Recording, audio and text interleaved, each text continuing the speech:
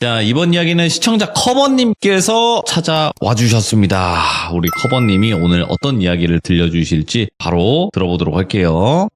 안녕하십니까. 커버님 안녕하세요. 안녕하세요, 돌비님. 네, 아유, 또 늦은 시간까지 기다려주셔서 너무너무 사랑스럽고 감사합니다. 저도 사랑스럽고 감사드립니다. 조금 소름이 싹 끼치는데요. 자, 그러면 오늘 커버님께서 들려주실 이야기가 좀 특이하긴 할 것 같습니다, 보니까. 네, 좀 어떻게 보면 믿거나 말거나 네. 아니면 저는 좀 비현실적이면서도 좀 이상하다 이런 얘기 들은 게 있어서 한번 들고 와봤습니다. 알겠습니다. 그럼 어떤 이야기일지 빠르게 출발을 해보도록 할게요. 렛츠고! 끼리십니다. 커버죠.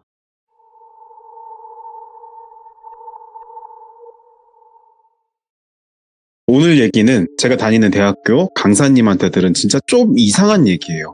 이 형님이 나이가 지긋하신 분인데 그 사건 당시가 박사과정을 다니셨던 분이었어요. 90년대 되게 오래됐죠. 근데 저랑은 나이 차이가 꽤 나는데 관계가 어쩌다 보니 편하게 형님 동생 한 사이가 돼서 편하게 형님이라고 하겠습니다. 호칭을.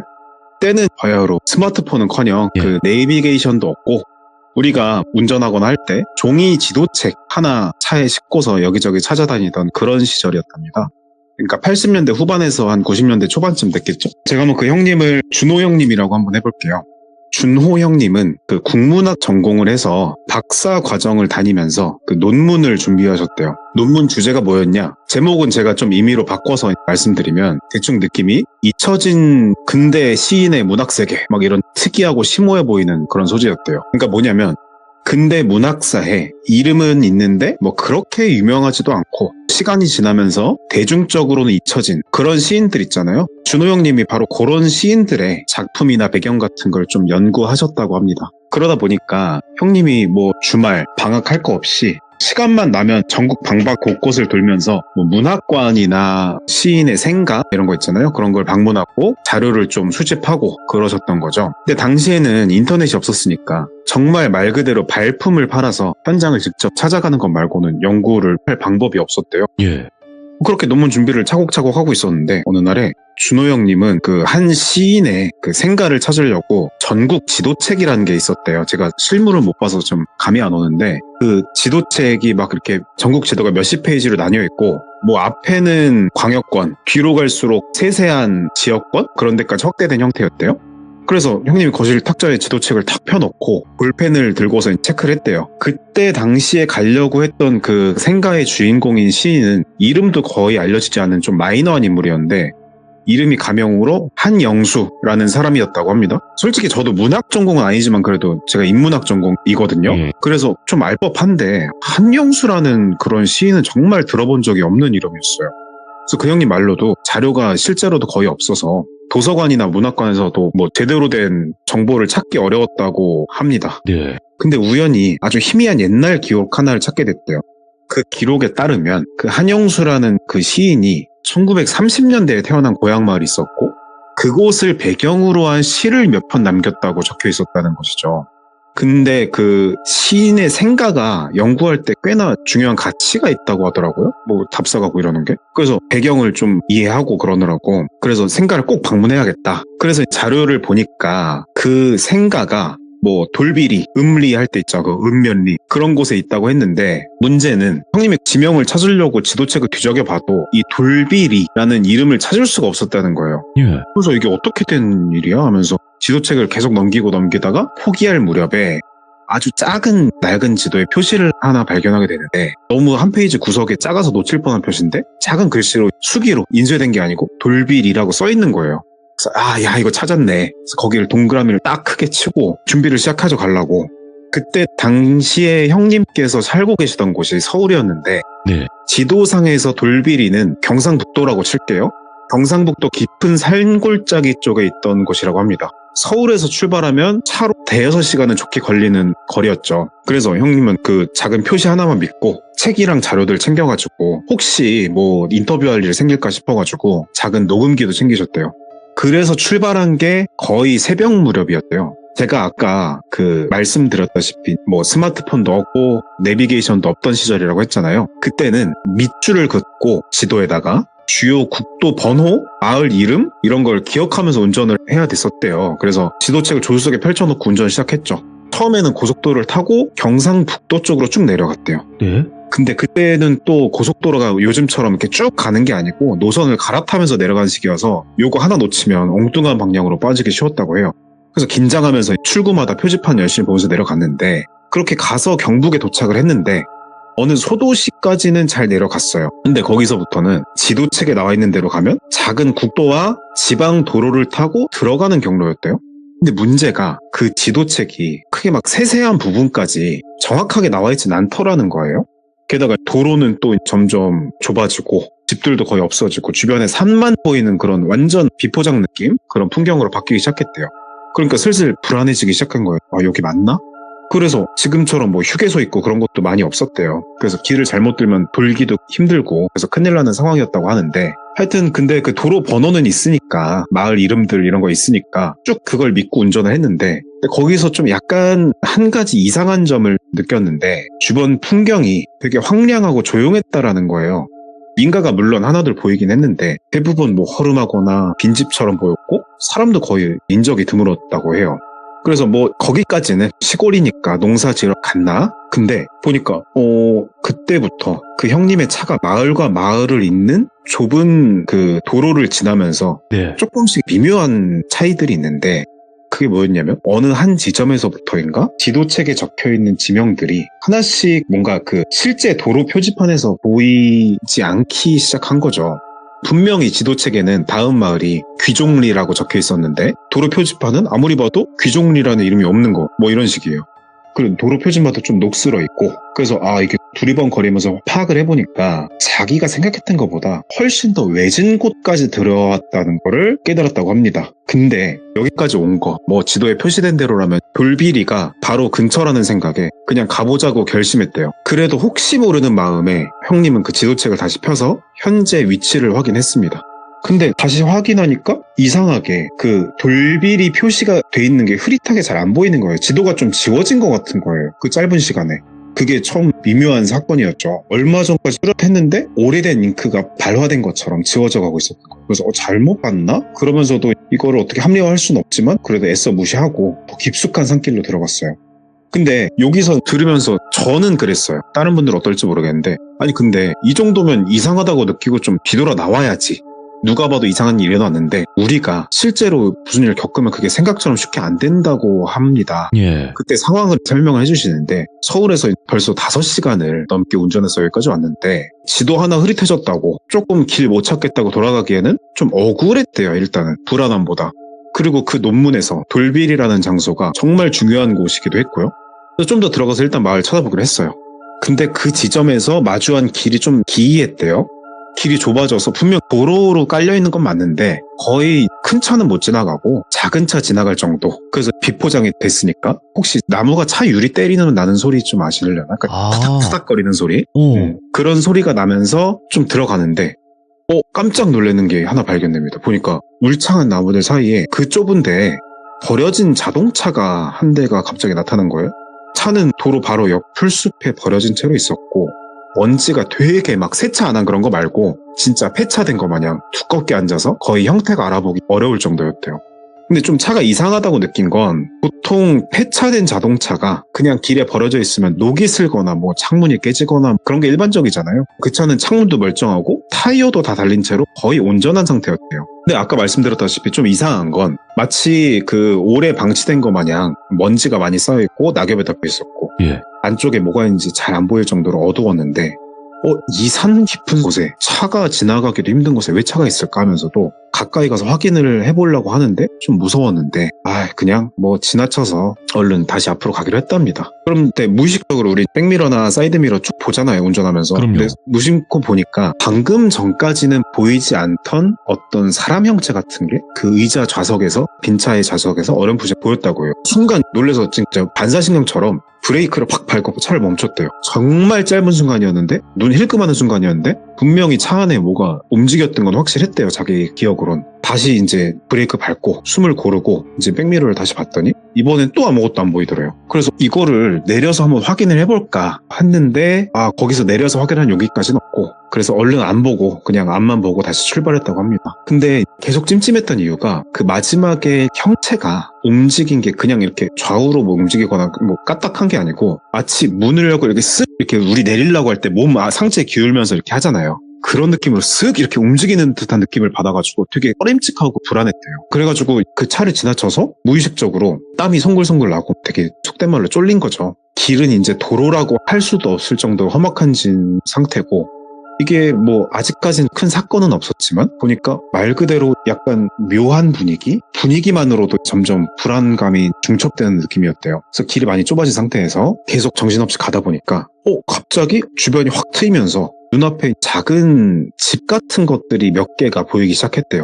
이제 안도의 한숨을 쉬면서 진짜 드디어 마을 나왔구나, 다행이다. 근데 문제는 이 형님이 지도를 펼쳐서 확인을 해보니까 지도상에서 돌빌이라는 곳은 대충 어림잡아도 여기는 아니었던 거예요. 보니까 훨씬 더 안쪽이었던 거예요. 예. 그러니까 그 마을 같은 거는 그 지도상에는 아예 존재하지도 않은 마을이었던 거죠. 그걸 확인한 순간부터 또 한 번의 불길한 느낌이 몰려왔답니다. 그래서 잠깐 차를 멈추고 내리진 않고 창문을 내리고 마을 찬찬히 둘러봤대요. 그런데 정말 기이하게도 그 마을에도 사람의 기척이 전혀 없었대요. 왜 그랬냐면 건물이 낡고 허름한 상태로 있었는데 기와장도 좀 깨져 있고 뭐 곰팡이도 외벽에 돼 있고 그래가지고 좀 되게 뭐 한 수십 년 동안 아무도 살지 않았던 폐허처럼 보였던 거죠. 근데 좀 이상한 거는 곳곳에 사람이 살았던 흔적은 또 있는데 그것들이 되게 방치된 채로 뭔가 사람만 삭제된 기분? 그러니까 예를 들면 뭐 세탁기 위에 빨래 바구니가 있다거나 집에서 쓸 법한 의자나 책상이 나와 있는 거, 마치 사람들이 뭐 급한 일 생겨서 갑자기 막 황급하게 떠난 것 같은 느낌을 받았대요. 예. 그래서 이상하다 하면서 시선을 옮기다가 또 한 번 깜짝을 놀랐던 게 마을 입구의 전봇대 위에 뭔가 붙어 있는데 눈을 가늘게 뜨고 보니까 그게 약간 실종자 전단지? 뭐 누구 찾습니다 한글로 써 있었는데 형님은 그 차에 내려서 이제 가봤죠.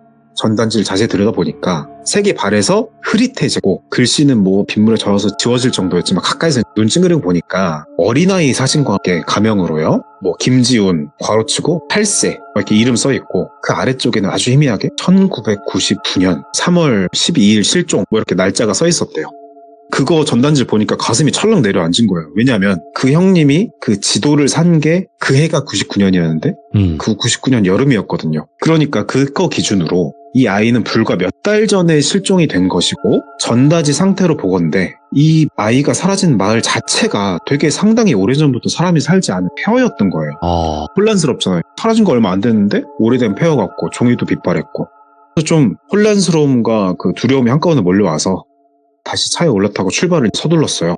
근데 차에 시동을 걸려고 열쇠를 돌리니까 이게 웬걸 시동이 안 걸려요. 또 이제 난감하잖아요. 그래서 당황해서 일단 열쇠만 돌려봤는데 털털털 우리 막 흔히 영화에서 보는 거 있잖아요. 그런 소리를 내면서 시동이 걸리지가 않았대요. 그 순간 진짜 최악이다. 이 낡고 을씨련스러운 폐가 될 사이에서 하필이면 이때 시동도 걸리지 않고 이 텅 빈 마을에 혼자 남겨진 거죠. 그래서 어떡하지 하고 있는 순간에 갑자기 어디선가 마을 안쪽 그 몇 안 되는 집들 중에서 삑 하는 녹슨 문이 열리는 소리가 났답니다. 뭐 의도하고 자시고 간에 반사적으로 그쪽 봤고 이제 몸에 털이 좀 바짝 서는 느낌이 들었대요. 왜냐면 그 폐가 문 쪽에서 또 희미하게 사람의 그 형체 같은 뭔가가 형님 쪽을 똑바로 바라보고 있다는 느낌을 받았다는 거예요. 근데 그게 마치 당황한 느낌도 아니고 천천히 기다리고 있었다는 듯이 형님 쪽으로 천천히 한 걸음씩 다가오기 시작했대요. 근데 사람 심리가 묘한 게 또 공포난 긴장을 느끼면 우리가 뭐 보통 그러잖아요. 얼어붙고 행동이 안 나온다 하잖아요. 형님도 정확히 그런 상태였다고 해요. 아무튼 형님은 그 눈앞에서 폐가의 문이 끼게 열리고 거기서 알 수 없는 형체가 천천히 움직이는 모습을 보고 나서야 아차 싶은 거죠. 지금이라도 도망쳐야 된다고 생각했는데 아까 차가 고장났잖아요. 와, 수만 가지 생각을 하면서 어떻게 해야 되냐 하는데 막 생각을 짧은 시간 동안 하고 있는데 이렇게 아무도 없는 그런 상황에서 홀로 있을 때 가장 무서운 게 이제 보이는 것도 무섭지만 소리가 그렇게 무섭대요. 시야는 어느 정도 앞만 보지만 소리는 사방에서 들려오잖아요. 그래서 어떤 일이 일어날지 예측 못하는 거예요. 그래서 두려움이 극에 달해가지고 내가 어딜 가고 있었고 목적지가 어디였고 지금 내가 여기 어딘지 그 생각이 안 나는데 문득 좀 뜬금없는 생각이 든 게 트렁크에 공구 박스가 있었던 거예요. 트렁크에 공구 박스. 이유는 모르겠는데 그것만 딱 생각이 났대요. 그래가지고 트렁크 쪽으로 가가지고 공구 박스를 꺼내서 막 덜덜 떨려가지고 그땐 키로 여는 트렁크였다는데 열어가지고 또 공구박스를 꺼내는데 또다시 끼익 하면서 이번엔 또 다른 쪽에서 소리가 들렸다고 해요. 천천히 뒤를 돌아보니까 네. 다른 폐가의 문에서도 똑같이 희미한 형체가 또 나오는 거예요. 그럼 달려서라도 도망을 쳐야 할 터인데 근데 마을이 어두워져서 제대로 보이지가 않았고 무작정 달려서 갈 상황도 아니라서 공구를 꺼내서 엔진 후드를 열고 최대한 빨리 차를 수리하려고 했답니다. 그래서 막 고치려고 차를 수리하려고 막 이렇게 뚝딱뚝딱 하고 있었는데 예. 그때 그 엔진룸에 정신없이 집중하고 있는데 갑자기 등 뒤에서 미세하게 사람 목소리 같은 게 들려왔다는 거예요. 처음엔 정말 환청인가 싶었대요. 긴장하면 뭐 헛소리가 들릴 수 있으니까. 그래서 형님 자신이 너무 긴장해서 들리는 소리겠거니 했답니다. 근데 목소리가 점점 가까워지고 확실하게 귀에 들리기 시작하니까 목소리가 뭐라고 하는지 들렸는데 정확히 이랬대요. 여기가 어디예요? 여기가 어디예요? 여기가 어디예요? 이런 말을 반복했다는 거예요. 근데 목소리가 어린아이처럼 가느다랗고 좀 희미한 느낌이었대요. 지금까지는 전개를 생각해보면 눈치채셨을 텐데 형님도 마찬가지였어요. 순간 퍼뜩 떠올라가지고 예. 그 실종자 전단지 김지훈 8살 걘 것 같다. 이 마을에서 뭔가 어린이의 영혼이 갇힐 만한 무슨 일이 일어졌고 나는 그 장소에 들어온 것 같다. 그래서 공구를 쥔 채로 어떡하냐 그러고 있었는데 예. 갑자기 다른 쪽 골목에서 어린아이의 작은 실루엣이 스르르 형님 쪽으로 또 걸어오기 시작한 거예요. 그 실루엣은 확실히 애 모습이었는데 약간 그 우리 유령 생각하듯이 발소리 하나 없이 이렇게 스쳐가는 느낌으로 스르르 다가오고 있었대요. 그래서 지금 내가 겪는 게 실종 사건 관련된 문제고 혹시 좀 기괴하거나 초자연적인 얘기일까? 그래서 그 실루엣이 혹시 그 실종된 어린아이가 한 명이었는데 한 명이 더 있다는 거는 다른 귀신일 수도 있고 좀 기괴한 일인가 해서 더 섬뜩한 무엇인가 약간 이런 생각이 들어서 있는데 식은땀이 막 흐르고 막 그러고 있는데 그래서 그 이상한 존재들이 자꾸 오는데 새로운 존재도 또 그랬대요. 왜 안 갔냐고요? 왜 여기 머물렀냐고? 여기 어디냐고? 이게 말이 좀 이상하잖아요. 그래가지고 좀 어지럽다. 무슨 소리냐? 그러고 있다가 안 되겠다. 이게 진짜로 그냥 도와주고 이런 생각을 전 했는데 도와주고 모시고 일단 떠나야겠다. 그래서 트렁크를 다 닫고 엑셀 일단 안 되는 거 밟아보고 막 시동 걸라고 멘탈을 놓은 거죠. 그러고 있었는데 그런 사이에 그 존재들이 그 형님의 차 앞으로 바로 앞까지 와가지고 운전석 창문 옆으로 서서 천천히 창문을 톡톡 두들겼대요.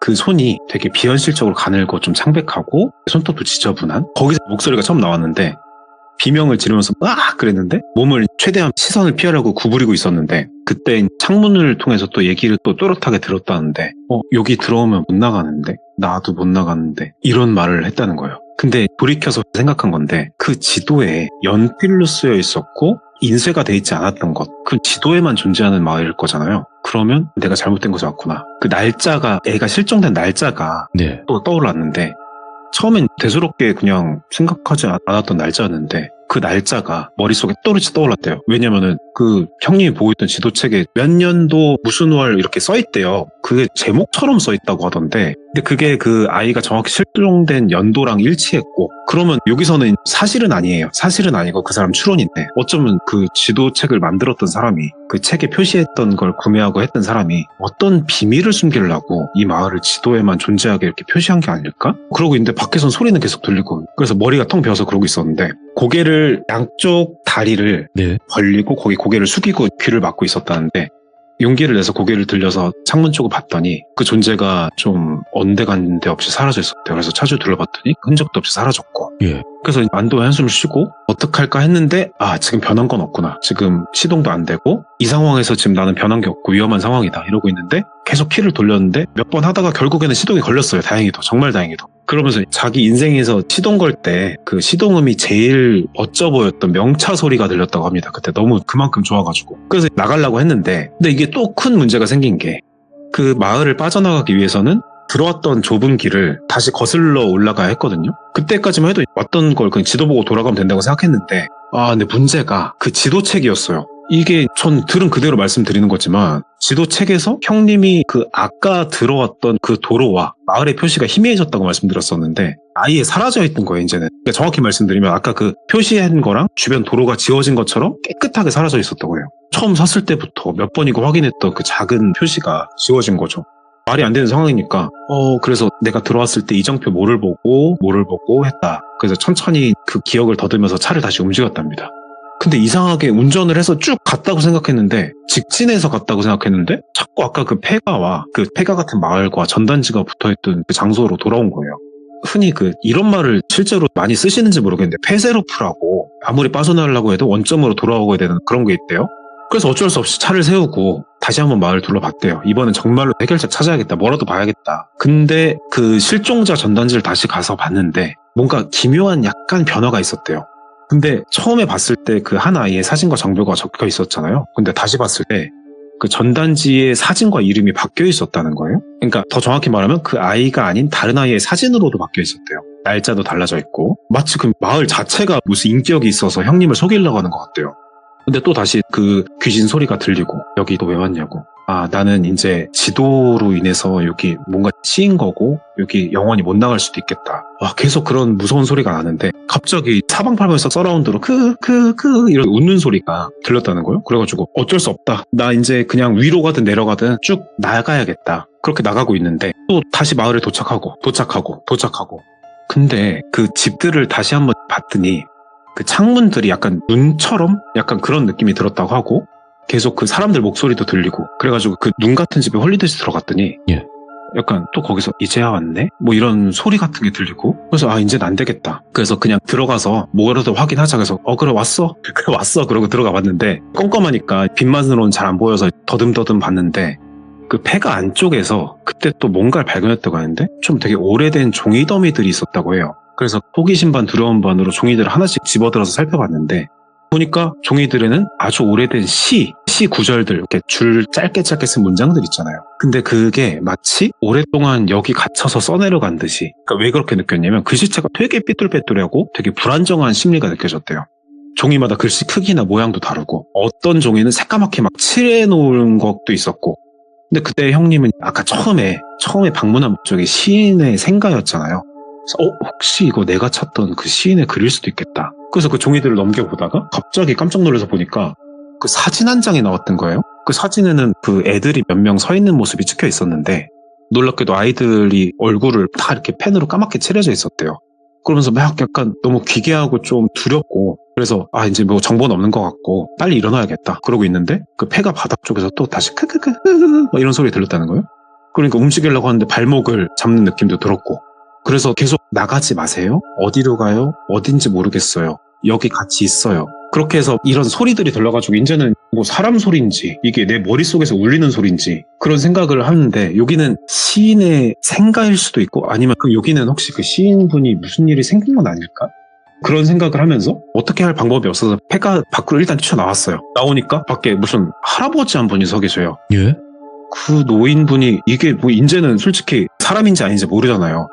우리는 당연히 사람이라고 생각하는데 이런 상황이니까. 그래서 좀 허름한 옷차림에 약간 나뭇가지를 들고 계셨는데 예? 나뭇가지를 막 이렇게 원 그리듯이 막 돌리면서 무슨 쭈글쭈글하고 계시더래요. 근데 그분이 그렇게 쭈글쭈글 하니까 자기가 그 소리가 안 들리는 거예요. 어디 가세요? 같이 있어요? 막 이런 소리가. 그러더니 막 따라오라고 지금 오라고 역정을 내시더래요. 그래서 그러면서 정신이 번쩍 들어가지고 노인을 따라갔어요. 그 노인분께서 형님 손을 꽉 잡으니까 갑자기 길이 보이는 느낌이 들었다는 거예요. 뭐가 변한 건 아닌데 그냥 뭔가 개안했나? 약간 이런 느낌? 그래서 너 여기 영원히 못 나올 뻔했다고. 그래서 어르신 이게 뭐냐고. 이게 무슨 상황이에요? 마을은 뭐고 저 무슨 소리도 들었다고. 그러니까 여기가 아주 오래부터 있던 마을이긴 한데 예. 근데 젊었을 때부터 있었다고. 근데 평범한 시골이었는데 한 30년쯤 전에 불이 났었다. 그래서 불 때문에 사람들도 집도 많이 탔다. 근데 마을은 지도에선 지워지지 않고 계속 남아있었던 거다. 그러면 어르신 제가 지금까지 갔던 마을이 타고 사라진 거라요? 그러면 제가 본 거랑 겪은 건 뭐예요? 그랬더니 한숨 쉬면서 막 그 마을에서 죽은 분들, 특히 아이들이 떠나지 못하고 계속 남아서 있는 거다고. 그래서 이게 뭘 어떻게 해코지하는 건 아닌데 이게 너무 외롭고 슬퍼서 사람들을 불러들이는 거라고. 자네도 그런 걸 거라고. 이게 해코지는 아니지만 못 나가는 건 맞다. 그래서 덜덜 떨면서 아이고 너무 감사하다고 그러면서 근데 어르신 누구신데 어떻게 여기 있는 것도 알고 이렇게 다 아시냐. 그랬더니 내가 이 마을에서 유일하게 살아남은 사람이다. 나는 그때 밖에 있었고 마을 근처를 떠돌면서 살아왔다고. 왜냐면 내 가족도 거기 있었거든. 그래서 좀 달래라고 여기서 계속 이렇게 있었다. 그러니까 막 그냥 갑자기 눈물이 났대요. 그래서 나쁜 마음으로 아이들이 그런 거 아니니까 함께 있어주기 바란 거니까. 근데 아무리 그래도 그런 식으로 세상 사람들을 붙잡으면 안 되는 거잖아. 그 이치라는 게. 그래서 가끔씩 이렇게 내가 돌아다니면서 기운이 느껴지면 너같이 빠진 사람 빼주면 했다. 내가 근데 나이가 먹어가지고 그 힘이 점점 약해지고 있는데 자네는 운이 좋다고 그래도 내가 지금 정정할 때 했다고. 그래서 그럼 저 진짜 뭐 아무것도 괜찮은 거냐고. 그랬더니 괜찮다고. 다만 취재인지 뭐 하는 사람인지 모르지만 저쪽은 다시는 얼씬도 하지 마라. 그래가지고 헤어지고 그 하루 꼬박 새고 그 다음날 밤에 집으로 돌아왔다고 해요. 돌아와서 논문을 집필을 하려고 자료도 펼쳤는데 뭐 손에 안 잡히죠. 그리고 그 시인분이 무슨 일이 있었는지는 제가 그러면 그 시인분은 거기에 뭐 감금이 된 건지 뭔지 여쭤봤더니 모르겠대요. 그거는 모르겠다. 근데 그 시인의 생애를 미루어 봤을 때 이렇게 슬프고 뭔가 아픈 상처가 있고 이런 것들이 그 마을을 통해서 느껴졌기 때문에 뭔가 있지 않았을까. 그래가지고 그 논문을 완성을 못하고 그래서 다른 주제로 논문을 써서 지금은 잘 되셔가지고 대학에서 강의하고 그러시면서 절 가르쳐주신 분은 아니고 저한테 오며 가며 만나 뵙는 분인데 친해져가지고 소개시켜줘서 들어준 얘기인데 근데 이 이야기를 들으면서 들려준 당신께서 느낀 교훈이 있다길래 뭐 연민의 마음인가 이랬더니 사람 호기심이 문제래요. 사고 나는 거 보면 꼭 호기심 못 이기면 사단이 나더라고. 그러니까 얘기 같은 거 듣고 호기심에 어디 찾아다니고 함부로 하지 마라. 의외로 좀 싱거운 교훈을 주시면서 얘기 들은 게 있어서 또 기분 같습니다. 그래도 진짜 커버님의 또 언변도 그렇지만 이번 이야기 주제도 굉장히 흥미로운 주제였어요. 섬뜩하기도 하고 감사합니다. 기묘하기도 하고 오늘 커버님께서 또 이렇게 준비해서 시청자분들께 이야기를 들려주시는데도 정말 또 많은 노력을 하시는 분이거든요. 커버님. 네, 제가 아닙니다. 그걸 알기 때문에 너무 또 감사드리고 당연한 게 아니에요. 이렇게 해주시는 게 당연한 게 아닌데도 불구하고 항상 와주셔서 감사하고 또 항상 고맙다고 말씀해 주셔서 다시 한번 감사드립니다. 커버님. 감사합니다. 네, 고맙습니다. 네. 진짜로 저도 시들물을 계속 진행을 하고 있고 또 시청자분들과 커뮤니케이션도 나누고 하지만 당연한 게 아니거든요. 이게 처음에 뭐 내가 뭐 신청을 한 거니까 뭐 내가 재미로 한 거니까 이렇게 할 수도 있는데 참여를 해주신다는 것 자체가 당연한 것도 아니고 시간 쪼개시면서 내시면서 해주시는 거예요. 그래서 간혹 가다가 우리 규정님들이 당연히 감사히 잘 들었습니다. 너무 잘 들었어요 하시는 분들도 많은데 요즘에는 한번 해봐, 내 앞에서 나를 한번 즐겁게 해봐, 이렇게 생각하시는 분들도 좀 많이 늘어서 마음이 아프긴 합니다. 아무래도 많은 사람들이 모이다 보니까 그런 사람들도 있던 거겠죠. 하지만 대부분의 규정님들은 또 많은 응원해주시고 이야기 들어주시다 보니까 너무너무 또 감사드리고 앞으로도 시들무에서 많은 참여자분들 편안하게 내 이야기를 할 수 있는 그런 채널이 될 수 있도록 여러분들의 도움이 필요합니다. 시청해주신 모든 분들 항상 건강하시기 바라겠습니다. 감사합니다.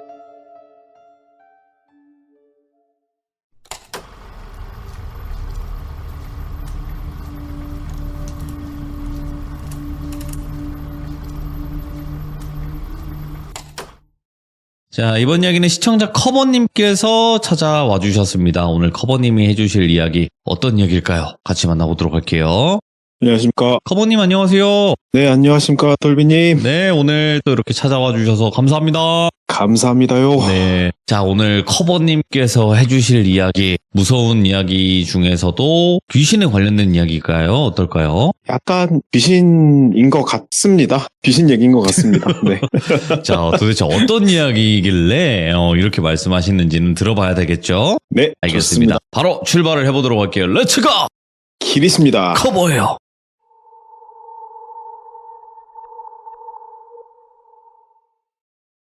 오늘 얘기는 제가 다니는 학교 대학생인 두 친구가 겪은 얘기입니다.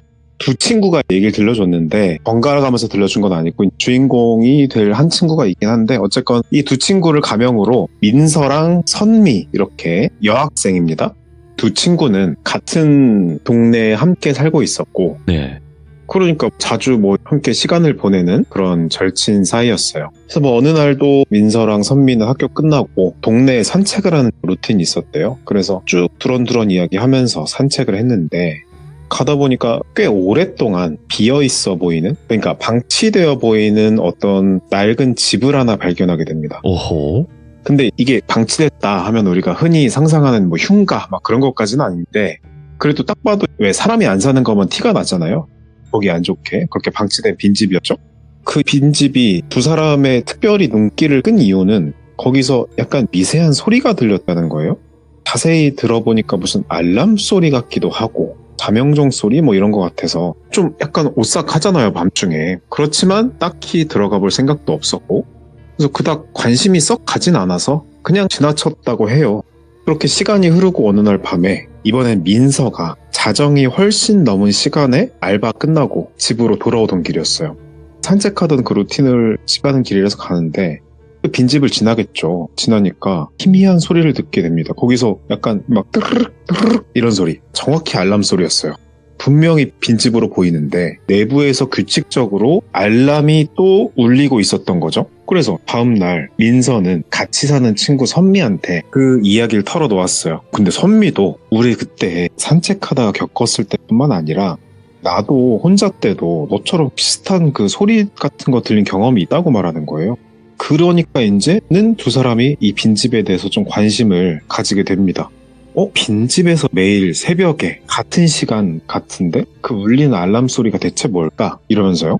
처음에는 당연히 뭐 그냥 우연이라 생각했지만 이 현상은 뭐 거의 매일 반복되었고 그럴수록 민서와 선미의 호기심은 점점 더 강해졌겠죠. 결국 이러다가 둘은 그냥 그 빈집에 직접 한번 들어가 보자 결심을 해요.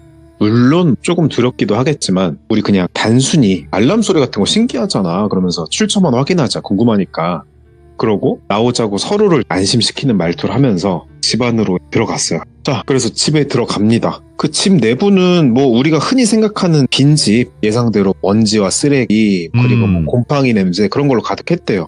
그래서 민서와 선미는 핸드폰 그 손전등 그 후레쉬를 들고 조심스럽게 빈집 안을 살펴보기 시작을 했는데 집 구조는 이랬어요. 쉽게 말해서 전형적인 오래된 단독주택 느낌으로 작은 방이 몇 개 있고 거실과 부엌이 있는 그런 기본적인 형태였겠죠. 그래서 둘이 조심스럽게 집안을 둘러보던 중에 한 방에서 이상한 물건들을 발견해요. 일단 오래된 사진 같은 게 좀 있었고 중요하진 않지만 그리고 아이들이 가지고 놀았을 법한 그런 장난감 그리고 바닥에 떨어져 있는 낡은 스마트폰이었어요. 낡긴 했는데 스마트폰이긴 한 거, 기종이 좀 오래된 거.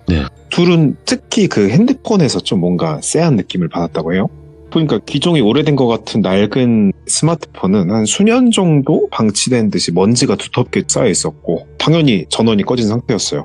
그래서 민서가 폰이다 그러고 호기심에 그 핸드폰을 주워들어서 전원을 눌렀지만 당연히 작동은 안 되겠죠. 방전이 되었거나 고장이 났거나 해서요. 그래서 둘은 그냥 그렇게 더 둘러보다가 핸드폰 내려놓고 가져오진 않고 그 외에 특별한 걸 딱히 찾지는 못하고 결국 빈집에서 나왔다고 해요.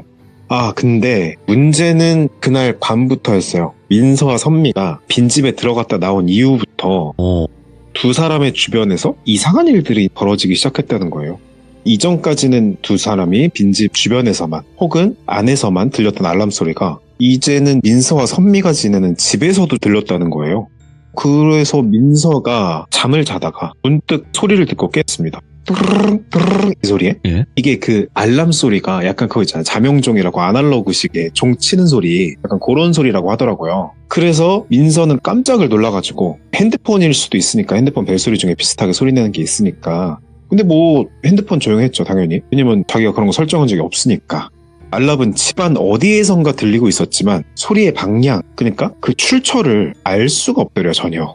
이상하다. 그리고 곧 민서와 비슷한 경험을 선미 역시 또 하게 됐고 이제 이게 복수의 사람이 겪으니까 심각한 어떤 일처럼 느껴지고 단순 환청이 아닌 것 같고 두려움에 빠졌다고 하더라고요. 하여튼 그런 상황이고 그러던 어느 날 그 민서랑 선미는 그런 알람 소리 같은 게 들리면서 특별히 다른 일들은 또 없었어요.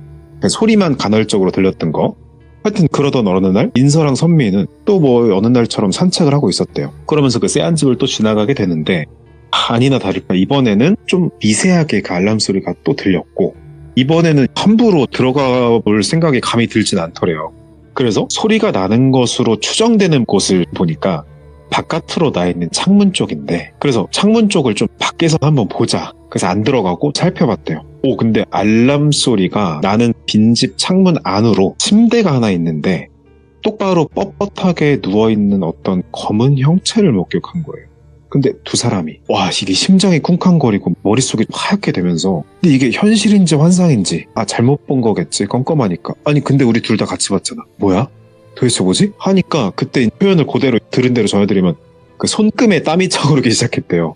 그게 쫙 소름이 끼치면서 그래서 민서랑 선미는 둘이니까 그나마 다시 정신을 차리고 용기를 내서 천천히 창문 쪽을 바라봤대요. 좀 뒷걸음질 치면서. 근데 그 침대 위의 형체는 감쪽같이 사라지고 없더랍니다. 마치 처음부터 없었던 것처럼.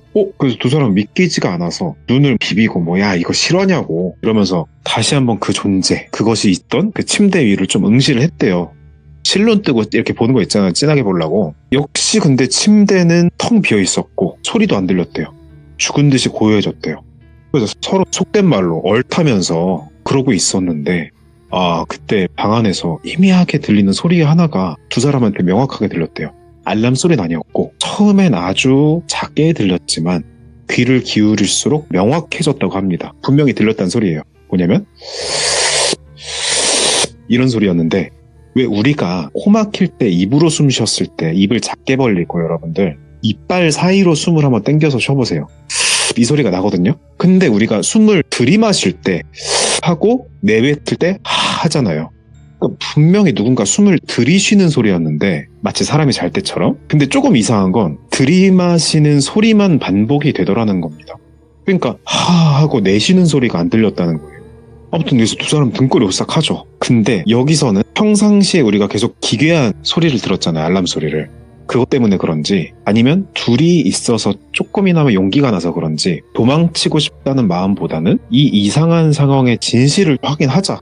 둘이 같은 것을 보고 확인한다면 이거는 교차 검증이 되지 않겠냐, 없다는 걸 확인하면. 그래서 결국 마음을 다 잡고 빈집의 출입문부터 살펴봤습니다. 근데 문 손잡이가 조금 열려있더래요. 이 집은 분명히 빈집이에요. 집주인이 부동산상으로 있는지 모르지만 하여튼 없는데 잠긴 건 아닌데 항상 닫혀있는 걸로 지나가면서 얼핏 봤단 말이죠. 근데 왜 문이 열려있었을까요? 게다가 아무도 들어간 흔적도 없었대요. 발자국이라든가 어떤 다른 흔적이요. 두 사람은 침을 꾹꾹 삼키죠. 그러면서 열리는 손으로 천천히 문을 끽 밀었는데 끽 하면서 문이 아주 미세한 소리 내면서 열리고 여니까 차가운 공기가 휙 느껴지더래요. 전에 방문했을 때랑 조금은 다르게. 그래서 들어갔더니 방 안은 거실이랑 다 껌껌했고 희미한 빛이라고는 창문으로 새어 들어오는 달빛 이런 게 전부였다고 해요. 선미가 전처럼 그 스마트폰에 손전등기는 켜고 천천히 방 안을 살펴보기 시작했어요. 그 아까 말씀드린 처음 산책 때 방문했을 때 그 스마트폰도 보고 사진 본 그 방이랑 다른 방이었대요. 그래서 하여튼 방 안은 한동안 사람이 살지 않은 거잖아요. 어쨌건 간에. 그래서 먼지가 가득했고 가구들이 시트가 덮여 있었대요. 우리 서양 영화 같은 거 보면 하얀색 천 같은 거 덮여 있는 거 있잖아요. 이사 갔을 때 그 채로 방치가 되어 있던 거죠. 근데 그 존재가 목격된 침대, 그 침대 위에 덮여 있던 그 흰색 시트가 있었는데 그 무언가가 거기에 누워 있었던 것처럼 약간 움푹 꺼져 있었다고 해요. 마치 방금 전까지 그 자리에 누가 누워 있었던 것처럼. 그래서 선미가 침대 쪽으로 가까이 다가가서 확인해 보려던 찰나 침대 옆에 우리가 왜 협탁이라고 하죠? 작은 상. 그 협탁 위에 놓인 작은 알람 시계가 보이더래요. 이건가? 하는 찰나에 갑자기 그게 울리기 시작하는 거예요. 이게 알람 시계니까 이거구나 싶은 순간에 뜨르륵 막 소리가 나는 거예요. 와, 놀래가지고 몸이 굳었고 급히 본능적으로 알람을 끄기 위해서 손을 뻗었죠. 근데 그 위에 그 종 같은 거 2개 달려있고 가운데 그 망치 왔다 갔다 하는 거 아시죠? 그거 버튼 딱 눌렀는데 근데 시계 소리가 계속 울리는다는 거예요. 그래서 버튼을 몇 번이고 다시 눌렀지만 멈추지가 않더래요. 그때 선미 귀에 뜬금없이 소리가 들리더랍니다. 귓속말로 속삭이듯이 그거 제가 꺼드릴까요? 약간 이런 식으로. 그래서 우와 하고 소리를 지른 건 아니고 아마도 선미만 들은 것 같다는데 그냥 온몸에 털이 곤두섰대요. 그래서 도저히 소리를 치거나 뭐야 그러고 돌아볼 용기가 나질 않았다는 거예요. 선미는 그 친구 그 민서한테 말은 안 하고 그냥 보는 척 하면서 스마트폰 불빛으로 방 곳곳을 이렇게 비추면서 뭔가 하고 살폈대요. 그러면서 슬쩍 용기를 내서 뒤를 쓱 돌아봤는데 당연히 말소리를 낼 만한 존재는 안 보였고 그러다가 문득 침대 아래쪽에 눈이 들어왔대요. 순간 선미는 기절할 뻔합니다. 침대 밑에 다리가 달린 침대만 아래 틈이 있을 거 아니에요. 그 약간의 틈새로 사람의 얼굴 같은 게 보였다는 거예요. 창백한 피부에 감정이 느껴지지 않아 보이는 무표정한 눈빛에. 하지만 선미를 똑바로 응시하고 있는 그 시선과 맞췄습니다. 눈이. 그제서야 뭐가 막힌 게 뚫린 것처럼 선미가 비명을 지르면서 뒷걸음질 쳤대요.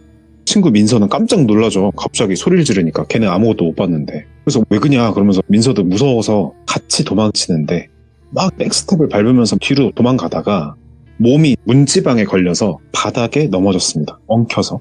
근데 선미가 그 순간 침대 밑에 있던 그 바라보던 얼굴이 막 후다다다다 하면서 앞으로 나오면서 선미한테 말을 걸더래요. 여기 왜 들어와? 뭐 이런 식으로요. 근데 이제 뭐 챙기고 할 겨를도 없이 선미는 민서를 막 서로 부축하면서 소리를 지르면서 집으로 도망쳤대요. 예. 집으로 돌아온 두 사람은 문을 꽉 잠그고 서로 간에 상황 설명을 해요. 왜냐면은 한 명은 봤고 한 명은 전혀 못 봤다고 했거든요. 그래서 선미가 본 사람, 민서가 못 본 친구. 야 민서야 이러이러했다. 너 뭐 소리도 안 들렸냐고. 뭐 본 것도 없냐. 그러니까 민서가 아니 나는 그냥 있다가 네가 소리 지르면서 뒷걸음질 치길래 나도 쫄아 있다가 깜짝을 놀래가지고 무서워서 같이 나가려다가 엉켜 넘어져서 찧었다. 예. 그리고 너 이렇게 해서 우리 여기까지 온 거라고 도망. 이게 끝이에요. 아 선미만 보고 들은 거예요. 그러니까 우리 다시는 가지 말고 소리고 뭐고 가면 더 안 좋으면 안 좋았지 갈 거 아닐 것 같다 이거. 그러고 나서 그날 이후로 두 사람은 제가 미처 못 물어본 게 생각났는데 그 끔찍한 악몽, 환청 이런 거에 시달리기 시작했대요. 근데 제가 뭘 못 물어봤냐면 이게 둘이 같은 내용의 악몽이랑 환청을 들었냐 그걸 미처 못 물어봤는데 아무튼 확실한 거는 두 사람이 그 두 번째 방문 이후로 둘 다 악몽을 꾸고 알람 소리 같은 거와 함께 약간 부르는 듯한 소리가 왕왕 환청으로 들렸다는 거죠. 그래서 두 친구는 결국 우리끼리는 이 문제 해결 못한다 이렇게 판단을 했대요. 근데 그렇다고 경찰에 신고할 것도 전혀 아니잖아요. 뭐 집에 직접 들어가서 증빙할 만한 뭘 목격하거나 무슨 일이 생긴 거나 그런 것도 아니니까. 그래서 어떡할까 고민을 했대요. 근데 저도 이런 얘기들을 사연들을 들으면서 이야기들 흐름상으로 이쯤에서 무당을 찾아갈 것 같거든요. 그래서 제가 혹시 무당을 찾아갔냐 못 참고 물어봤더니 아니래요. 그게 아니고 민서가 이거를 어떡할까 고민하다가 엄마한테 털어놨대요. 좀 뜬금없으실 수도 있는데 그냥 무당이나 종교나 이게 아니고 그냥 엄마 생각이 나더래요. 그렇게. 예. 그래서 민서 어머니께서는 근데 이 얘기를 되게 진지하게 들어주시더래요. 그러고 쭉 듣자마자 걱정된 표정으로 조심스럽게 말씀하시더래요. 민서야, 엄마 아는 사람 중에 이런 부분에서 큰 도움을 주실 수 있는 분이 계시다. 한번 만나볼래. 그러니까 평소랑 다르게 한 달이 건너서 진행이 되는 것 같은데 민서는 더 이상 방법이 없으니까 선미랑 이야기 끝에 엄마의 제안을 받아들였어요. 며칠 뒤에 민서 어머니랑 민서 그리고 혼자 봤던 그 선미가 함께 어떤 작은 아파트 단지로 찾아갔대요. 멀진 않아서 걸어갈 만했다는데 찾아뵀더니 거기는 나이가 꽤 지긋하신 어떤 할머니께서 그 세 사람을 기다리고 계셨다는데 할머니가 뜬금없이 첫마디 안녕하세요 뭐 저희 뭐 이게 아니고 너 최근에 봤구나. 마치 무당이 말씀하시듯이 세 사람은 깜짝을 놀라가지고 아무 말도 못했죠. 왜냐면 어머니도 우리 애가 이러이러했다 그런 건 아니고 안 좋은 일이 있었다 설명할 수 없는 그러면서 그냥 상담 요청만 드렸었다는 거예요. 그래서 아무튼 할머니는 민서를 조용히 응시하면서 말을 이어가시는데 네가 어떤 곳에 들어갔다가 따라붙은 게 있는데 근데 그게 그 집을 지키고 있던 거라고. 너한테 그게 해코지하려는 건 아닌 것 같은데 뭔가를 매개로 교감이 돼서 따라온 것 같다. 그러니까 그럼 뭐 당연히 이제 어떻게 해야 되냐고. 그러니까 할머니는 민서를 안심시키면서 되게 부드러운 말투로 좋게 말씀 주셨대요. 걱정하지 말라고. 이게 뭐 혼이라는 게 구천을 떠돌다 그런 거니까 내가 어떻게 잘 달래주고 하면 떠날 수 있다고 별거 아닐 수 있다고. 예. 같이 가보자. 그래서 여기서 할머니 말씀을 잠깐 드리면 민서도 이분에 대해서 자세히 소개를 받은 건 아닌데 확실한 것은 의외로 이런 말씀을 주시는데도 무업을 하시거나 뭐 무당 뭐 이쪽 분은 아니셨다고 해요. 그냥 불리기로는 신이 있으신 할머님이시라고 되게 유명하신 분이었대요. 아는 사람들 사이에서. 뭐 자세한 어떤 뭘 하셨다 뭐 과거 이런 건 잘 몰랐다고 하더라고요. 그래서 민서는 선미와 엄마 그리고 신기가 있는 할머니와 함께 빈집을 다시 찾았어요. 집에 도착하니까 할머니께서 잠시 눈을 감고 주문 같았대요. 뭔가 중얼중얼 하시면서 그 집을 천천히 이렇게 바깥으로 해서 돌았대요. 근데 잠시 후 할머니가 좀 되게 계속 온화하고 괜찮다 하시다가 심각한 얼굴로 입을 여시는 거예요. 이 집에 머물던 여자가 있는데 지금 여기 와서 보니까 원한을 품고 있는 것 같긴 하다. 너 그 밤마다 소리 같은 거 뭐 들린다고 했지 일정 시간마다. 아마도 자기가 죽은 시각 알리려는 걸 거 아닐까? 이러면서 할머니는 품에서 두 가지 물건을 꺼내셨다는데 종이로 싼 부적 몇 장과 쬐끄만 그 우리 가방에 다는 키링 같은 사이즈의 작은 방울을 꺼내서 민서와 선미한테 나눠줬다고 해요. 그러면서 이거 꼭 지니고 있으라고 항상 거리상으로 이거랑 멀어지면 안 돼 이랬대요. 그러고 할머니가 혼자 조용히 집 안으로 들어가시더래요. 가서 곳곳에 부적을 붙이시고 작은 향인가 뭔가 그런 걸 좀 피웠대요. 그리고 그 향 연기가 집안을 슥 메울 쯤에 갑자기 집안에서 찬바람이 부는 것처럼 냉기가 그렇게 느껴지더래요. 민서와 선민은 서로 손을 꽉 잡았대요. 막 떨려가지고. 그러니까 할머니가 단호하신 목소리로 방울 흔들면서 뭐라 막 소리를 치시더래요. 대화 같았다는데 대충 요약해서 말씀드리면 골짠이래요. 뭐 억울한 마음 내가 잘 알겠다고, 이제 그만 떠나고 여기 네가 머물 곳 아니다, 뭐 이런 식으로. 와, 그러니까 순간 집안에서 알람 소리가 그냥 뜨르르르 막 들리더래요. 예. 이번엔 민서와 선미뿐 아니라 어머니께서도 들으셨대요. 그 소리를 확실히 실제로. 할머니는 더더욱 막 뭐라 얘기를 하셨고, 근데 이게 막 화내고 쫓는 그런 느낌은 아니었대요. 약간 달래는 느낌. 그래서 얼마나 시간이 지났을까? 갑자기 울리던 그 뜨르르 소리가 뚝 멈췄어요. 완전 정적. 집안은 다시 고요해졌다고 해요. 그래서 그날 이후 다행히도 민서와 선미는 빈집 근처에서 더 이상 뭐 알람 소리라든가 평차라든가 그런 걸 듣거나 보지는 전혀 않았대요. 이후로도 민서는 할머니를 몇 번 찾아갔고, 할머니께서는 결과적으로 민서한테 이렇게 전했다고 해요. 그 훌령 그런 존재는 이제 떠났다고. 처음부터 나쁜 애 뭐 그런 거 아니었는데 그냥 단순히 너무 오랫동안 방치되고 고통받아서 좀 강해진 것 같다, 뭔가가. 이제 네가 조심해야 될 게, 귀신이라고 할게요. 이런 귀신들은 사람의 어떤 감정에 끌리기 때문에 앞으로는 호기심으로라도 빈집이나 폐가를 함부로 들어가면 안 된다, 뭐 이런 식의 충고를 해주셨대요. 그래서 뭐 끄덕하고 명심했다고 하고. 그래서 그 일이 있은 지 몇 달이 지나고 그 빈집은 허물어졌다고 해요. 그게 근데 무슨 공포 그런 내용 때문에 그런 건 아닌 것 같고, 뭐 재개발 이런 거겠죠? 그렇겠죠. 네, 그래서 민서와 선미는 더 이상 그 집 보지 않아도 됐고, 차츰 기억 흐릿해져서 지금 잘 지낸다고 해요. 근데 이게 좀 시간을 지나고 보니까 민서가 그 집 빈터를 지날 때마다 작은 묵념이라고 할까요? 기도 이런 거 한대요. 편히 쉬시라고, 해집어놔서 죄송하다고. 그래서 뭐 두 친구가 같이 또 돌비 라디오 팬이라고 하면서, 아이고, 감사하네. 그래서 너무 참여하고 싶은데 어쨌건 이렇게 당부한 거는 호기심으로라도 들어가지 말라, 이런 말 많이 듣잖아요. 어우, 항상 듣죠, 저희 방송에서. 네, 근데 이 친구들도 돌비 공포 라디오 열심히 듣는데도 예. 이게 겪기 전까진 정신을 못 차린다고. 홀린 거지, 뭐, 거지. 네, 그래서 이거는 진짜로 당부한다고, 이거 진짜 이거 장난으로 듣지 말아달라고 막 이런 식으로 얘기하더라고요. 아, 네. 또 그러면요, 진짜 그럴까 하면서 또 가요. 뭐 그러면 또 사연 제보하게 되는 거겠죠, 이제. 아유, 그거 그래가지고. 겪을 이야기 정도만 해주시면 참 좋은데, 정말 잘못되시는 분들도 있으니까 진짜 조심해야 돼요. 뭐 커버님이 말씀하시는 게 맞는 말이에요, 진짜로. 네, 그래서 이런 친구들이 또 이렇게 얘기를 겪어가지고 네, 또 네. 당부도 하면서 이렇게 꼭 참여하고 싶다고 저를 통해서 이렇게 또 제보를 한 게 있어서 이제 짧지만 좀 풀어드리게 됐습니다. 감사합니다. 아이고, 우리 커버님께서 오늘 또 전달 너무 잘해주셔서 저희가 행복합니다. 감사합니다. 감사합니다, 돌비님. 네. 자, 여러분들 항상 말씀드려요. 빈집도 들어가지 마세요. 거기가 흉가하기 때문에, 그냥 뭐 폐가하기 때문에 그런 게 아니라 그냥 얼마 지나지 않은 그냥 빈집 있잖아요. 그런 데도 들어가지 마세요. 사람이 살다가 떠난 곳은 사람이 아닌 것들이 모이기 마련입니다. 그래서 항상 들어가지 않으시는 걸 추천드리도록 하겠습니다. 감사합니다. 자, 이번 이야기는 시청자 동네꼬마님께서 이야기를 들려주실 겁니다. 오늘 동네꼬마님께서 해주실 이야기, 어떤 이야기일지 바로 출발을 해보도록 할게요. 안녕하십니까. 아이고, 안녕하십니까. 아유, 보고 싶었습니다. 사랑해요. 아이고, 또 잘생긴 남자 좋아하세요. 맞아요. 저는 잘생긴 남자가 이왕이면 좋더라고요. 네. 감사합니다. 그렇습니다. 아이고, 좀 소름이 끼쳤어요, 방금. 뭔가 현실 공포였어요. 네. 아, 예. 반갑습니다. 자, 네. 오늘 동네꼬마님께서 찾아와 주셨는데, 오늘은 또 어떤 네네. 무서운 또 이상한 사람들에 관련된 이야기를 들려주실까요? 오늘은 이제 돌비님께 말씀드렸다시피 사람도 약간 들어가 있고, 오늘은 귀신 얘기도 좀 들어가 있어요. 좋아요. 콜라보 같은 거 되게 좋아해요. 예, 네. 약간 이제 짬뽕이 된 건데, 모르겠습니다. 조금 자신이 없습니다, 오늘은. 아이고, 바로 갈게요. 이제 더 이상 네. 뭐 겸손한 거 듣기가 쉽지가 않으니까, 네, 이제 바로 출발을 해보도록 하겠습니다. 렛츠가! 길이십니다. 동네 꼬마예요!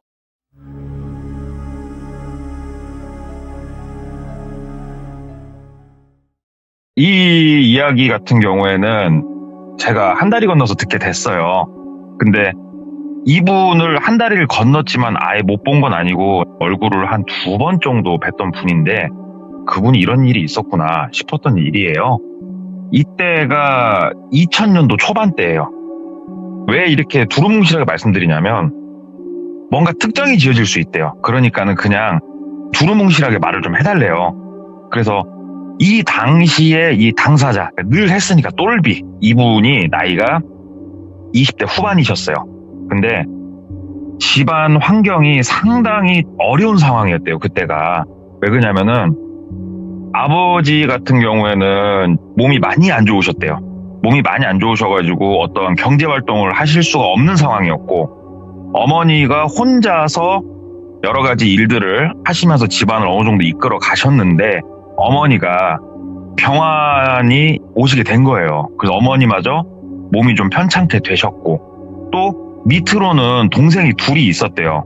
나이 차이가 좀 있었는데 한 명은 20대 초반, 한 명은 10대 후반, 이렇게 동생들이 있었는데 막막하죠. 본인이 나이가 20 중후반 정도 됐으니까 예. 돈을 좀 벌어서 가족을 부양을 해야겠는데 그 나이 때 혼자 이 5인 가정을 부양하기는 거의 불가능에 가깝잖아요. 어렵잖아요, 사실. 그래가지고 어떻게 해야 되나 저렇게 해야 되나 하는데 여기까지만 들어봤을 땐 이분이 굉장히 좀 올곧고 그런 것 같지만 이분 말씀으로는 그 당시에 본인이 개차반이었대요. 예. 놀기 바빴대요, 진짜로. 너무 놀기 바빠서 집안일을 등한시 하는데 어머니마저 이제 들어 누우시니까 정신을 차려야겠다 싶어가지고 게임방에서 주로 많이 놀았는데, 게임방에서 만나게 되는 인맥들 있지 않습니까? 죽돌이를 하다 보면. 그래서 게임방 형님들하고 게임을 하면서 담배를 피면서 뭐 얘기를 하다가 어디 일자리 좀 없냐고. 어머니도 편찮으시고 나 게임방 올 돈도 이제 없다. 이제 일 좀 해야 쓰겠다. 얘기를 하니까 말씀을 해주시더래요, 게임방 형님이. 네가 그러면 좀 돈이 많이 급한 거면은 약간 몸쓴 일이고 현장 일이긴 한데 가서 한번 해볼래? 그러더래요. 그래서 아니 뭐 할게요. 뭐 까짓거. 그랬더니 야 근데 너 기숙사 생활하면서 타지 나가서 일해야 돼. 그래도 할 거야? 그러더래요. 그래서 그렇게 생각하면 안 되지만 이 당시에 똘비가 어머니도 아버지도 둘 다 편찮으셨잖아요. 그래서 솔직히 내가 돈을 많이 벌 수 있으면 집에 들어가기 싫었대요. 이게 아무리 부모님이지만 항상 끙끙대는 모습 막 챙겨줘야 되고 이런 거 이제 좀 지치니까 20대 초반인 동생한테 넘기고 본인은 내가 돈 벌어서 나 일단 돈을 갖다 줘. 약간 좀 그러고 싶었대요. 그래가지고 형님 그만 한번 소개나 해주세요. 이렇게 그냥 지나가는 말로 던졌었는데 한 며칠 지났을 때 그 형님이 야 너 올 수 있으면 오래 갈래? 얘기를 하더래요. 그래가지고 고민을 좀 하다가 학교 형님 거기 어딥니까? 얘기를 하니까 대전 위쪽이에요. 그렇게 말씀드릴게요. 대전보다 위에 쪽입니다. 거기는 공장이다. 가가지고 그러면은 빡세게 일 한번 해봐라. 그래가지고 알겠습니다. 그러면은 언제부터 가면 될까요? 그랬더니 일단은 내가 거기 전무님이랑 아는 사이니까 전무님 연락처를 너한테 줄 테니까 내일 전화 한번 해봐. 내 이름 얘기하면서 그러면 설명해 줄 거니까. 그리고 뭐 가가지고 돈 많이 벌면 와가지고 너 형 맛있는 거 사줘야 된다 얘기를 하더라고요. 알겠습니다 형님 하고 집에 가가지고 어머니랑 아버지랑 동생들이랑 얘기를 했대요. 내가 바깥 일을 좀 하다 보니까 스카우트 제의가 들어와가지고 어디 공장 쪽에 가서 일 좀 하려고 하는데 페이가 상당히 괜찮다고 하니까 가서 일할 테니까 다들 걱정 말라고 이렇게 얘기를 하니까 가족들도 뭐 수긍을 할 수밖에 없는 분위기였대요. 그래가지고 그래라 네가 나쁜 일 하러 가는 것도 아니고 알았다고 다음날 아침에 전화를 했대요. 받으니까 전무님 안녕하세요. 저 무순 형님 소개로 전화드렸습니다. 그랬더니 예. 그 혹시 조남이 똘비님? 그래서 예, 접니다. 그랬더니 얘기 들었어요. 제가 그쪽 지역 출신이에요. 얘기를 하더래요. 그래서 그러세요? 그랬더니 그 이제 게임방 형님 그 땡땡이가 친한 동생이라고 상당히 인성도 좋고 좋은 친구라고 한번 일자리 있으면 얘기하라고 해서 이렇게 연이 닿는데 어떻게 일은 언제부터 하실 수 있으세요? 그러더라고요. 그래서 저 전무님 제가 근데 무슨 일을 혹시 하게 됩니까? 얘기를 하니까 아무것도 못 들으셨구나. 여기 그냥 생산 공장이에요. 저희 공장 규모가 엄청 큰 건 아닌데 본인이 얼마만큼 일하냐에 따라서 당연히 특근 야근 많이 하면 돈 많이 가져가시는 거고 간단합니다. 공장 일이라는 게 얘기를 하더래요. 혹시 숙식은 제공이 됩니까? 그랬더니 기숙사도 있고 저희 쪽에서 저녁밥까지 다 제공해드리니까 그건 걱정 안 하셔도 되고 열심히 일해서 열심히 돈 모으시는 좋다고, 이런 공장이. 그래서 그럼 제가 언제쯤 한번 찾아뵈면 될까요? 그랬더니 저기 정확하게 나이가 몇이에요? 그래가지고 얘 20몇 살입니다. 군대는 다녀오셨고, 예, 다녀왔습니다. 그래요. 그러면 다음 주 월요일 날 오후 4시까지 제가 주소 찍어드리려니까 여기로 짐 싸갖고 오세요. 그러더래요. 그래가지고 바로 짐 싸서 갈까요? 그랬더니 오시라고. 그래가지고 며칠 있다가 짐 다 싸가지고 부모님한테 딱 인사하고 올라갔대요. 막상 이제 그쪽 지역을 가려고 봤더니, 버스를 타고 가려고 봤더니 큰 도시에 내려가지고 시외버스 한번 갈아타고 막 꼬불꼬불 들어가야 되더라고요. 그래서 어찌어찌 하고 4시에 맞춰서 공장을 들어갔대요. 택시까지 타가지고. 공장 들어가니까 이제 사람들이 다 일하고 있으니까 안 보이니까 두리번 거리다 저 안쪽에 사무실동 가가지고 저 땡땡 전무님 좀 뵈러 왔습니다. 그랬더니 잠시만요 하고 전무님 내려오시더라고요. 아이고 똘비씨 먼 길 잘 오셨다고. 어떻게 오셨냐고. 그래갖고 저 뭐 버스 타고 택시 타고 그러고 왔다고. 그랬더니 아이고 자차 없으면 여기가 힘든 곳인데 일로 오시라고 하면서 이제 전무방으로 들어갔대요. 네. 그래가지고 인상을 봤더니 되게 인상 좋으시더래요. 그러면서 고등학교랑 어디 나왔어요? 그래가지고 예, 어디 고등학교 나왔습니다. 그랬더니 아이고 내 친구들이 거기 많은데 우리가 나이 차이가 있으니까 뭐 알 턱은 없고 아무튼 우리 고향 후배를 보니까 너무 반갑네 하면서 반겨주시더래요. 그래가지고 예, 인사 꼬박꼬박하고 이렇게 하더니 야 김 부장아 너 일로 와봐 그러더래요. 그러니까 부장님 한 분이 오시더래요. 그러더니 내일부터 같이 일하게 될 고향 후배야. 후배 똘비거든. 똘비라고 해. 데리고 가가지고 방도 좀 안내해주고 공장 좀 설명해주고 내일부터 할 일 간단하게 설명 좀 해주고 직원들 인사시키고 좀 해. 그러니까는 김 부장이 예 알겠습니다 하고 똘비를 데리고 나가더래요. 그러면서 김 부장이 다시 묻더래요. 뭐 몇 살이냐 간단한 것들. 그러면서 뭐 이런 일은 해봤냐 하면서 기숙사에 먼저 안내를 해줬대요. 여기가 구조가 간단하게 설명을 드리면 저도 얘기를 들어보니까 정사각형을 딱 그리시고 가운데 공장동을 2개가 있다고 생각을 하시면 돼요. 그리고 왼쪽 하단에 A 기숙사가 있고 우측 상단에 B 기숙사가 있어요. 기숙사가 2군데로 찢어져 있대요. 그래서 똘비가 안내를 받은 곳은 우측 상단 기숙사였대요. 근데 거기로 갔더니 1층은 작은 규모의 자재를 넣는 자재 창고였고 옆에 철제 계단으로 올라가면은 방들이 있는 곳이었는데 방은 총 4개가 있었대요. 한쪽 방향으로만 해서 4개가 있었는데 복도에 방을 열어봤더니 2명이 쓰면 딱 적당할 만한 방 사이즈더래요. 그러면서 여기가 기숙사가 2군데가 있는데 지금 우리가 추가적으로 직원들을 채용을 하고 있으니까 일단은 혼자 써라. 혼자 쓰고 나중에 직원들이 더 많이 채용이 돼가지고 그때는 2명이서 쓸 수도 있다. 그건 감안해 주셔야 된다. 1인 1실 아닙니다. 얘기를 하더라고요. 그래서 예 알겠습니다. 그리고 아직은 이쪽 기숙사는 똘비씨 혼자야. 똘비씨 혼자니까 편하게 쓰셔. 편하게 코도 마음껏 골고. 그리고 여기서 짐 풀고 좀 있다가 6시 정도 해갖고 밑에 주차장 쪽으로 내려와요. 그리고 나가시더래요. 예 하고 방에서 그냥 우두커니 앉아갖고 한 1시간 좀 넘게 있었대요. 그래갖고 6시가 얼추 됐길래 내려갔대요. 그래서 이제 주차장 쪽 갔더니 전 직원들이 주차장 쪽에 다 나와 있더래요. 뭐 소집을 했나 어쨌나. 그리고 공장장님이 부르더래요. 이쪽으로 오라고. 똘비시냐고. 이쪽 오라고. 내일부터 우리랑 같이 일하게 될 똘비시입니다 하고 이제 소개를 하는데 얼추 직원들 숫자는 20명 정도 좀 되더래요. 그리고 쭉 둘러보다가 야 김 과장 놀러 와봐. 내일 아침에 네가 똘비씨 데리고 다니면서 업무 지시 좀 하고 그렇게 하고 자 모두 이제 인사했으니까 심하게 하시고 야근 있는 사람들은 야근하시고 갈 사람들은 가시고 오늘도 수고하셨습니다 하고 박수 짝짝짝 치고 이제 해산하더래요. 본인은 이제 뭘 해야 되나 두리번 거리고 있으니까 아까 전에 과장이라는 사람이 본인을 데리고 식당을 데려가더래요. 그 식당이 공장이 있으면은 공장에서 나가가지고 걸어서 3분 정도 가면은 식당 하나가 있더래요. 거기서 이제 월결제로 먹는 식당. 식사는 여기서 하시면 된다고. 그래가지고 거기서 저녁 먹고 다시 이제 기숙사로 올라와가지고 거기서 이제 제공해준 이불 하나 펴놓고 들어 누워가지고 우두커니 누워있는데 참 막막하고 뭔가 심란하고 참 깝깝하더래요.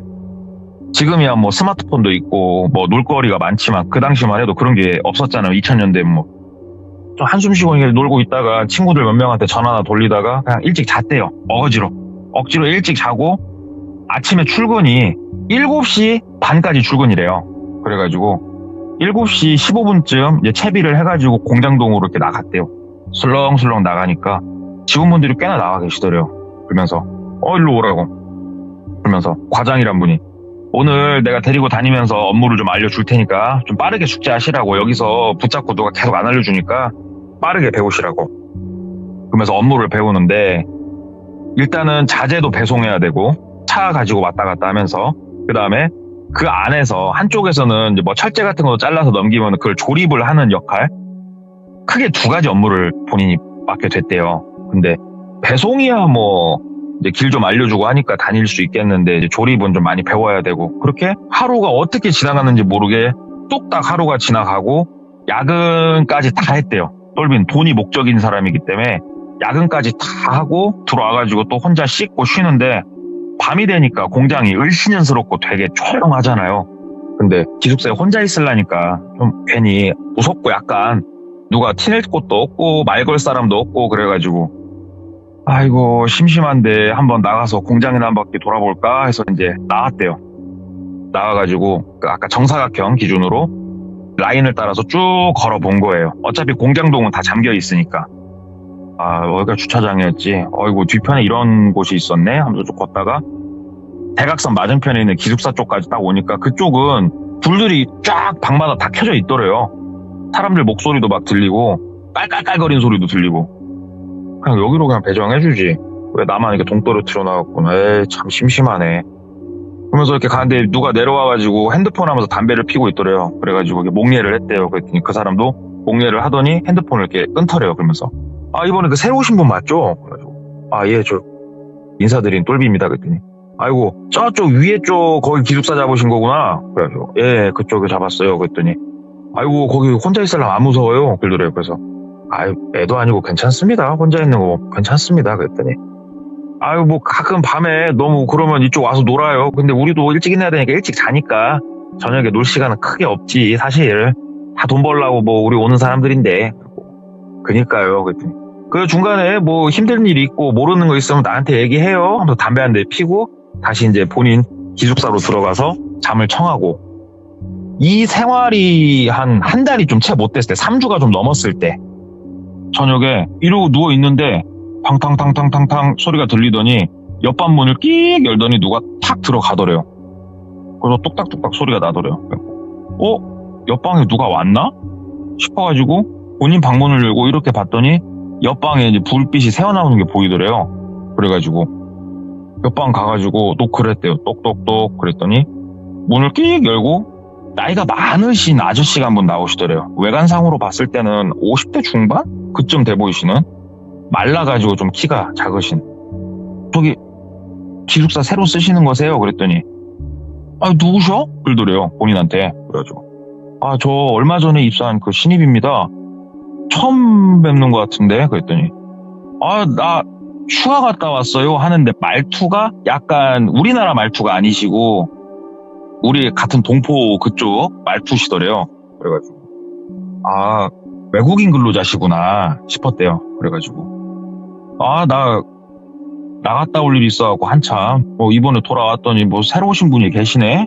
그래가지고 예 그랬더니 한갑게 웃으시면서 몇 살이야? 여자친구는 있어? 하면서 막 이런저런 얘기를 하는데 진짜로 한 3주 만에 저녁에 이렇게 사람하고 얘기를 하고 있으니까 너무 좋더래요. 그래가지고 이 아저씨랑 저녁만 되면은 이야기꽃을 이제 피우고 노는 거예요. 이쯤 되니까는 조금은 이제는 사람답게 사는 그런 느낌이 들더래요.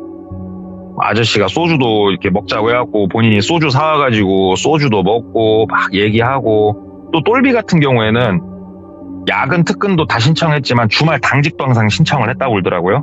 주말 당직이 지금은 주 5일이지만 그 당시만 하더라도 주 6일이었어요. 토요일 날 오전 근무까지는 기본이었고 수많은 회사들이 오후까지 다 근무를 하는 그런 시기였지 않습니까? 그래서 토요일까지 이제 다 야근까지 다 하고 일요일 날은 쉬는 날이니까 똘비가 자청해가지고 내가 당직을 쓰겠다. 하는 일은 간단하대요. 그냥 공장에만 있으면 된대요. 뭔 일 있나 없나, 불 나나 안 나나.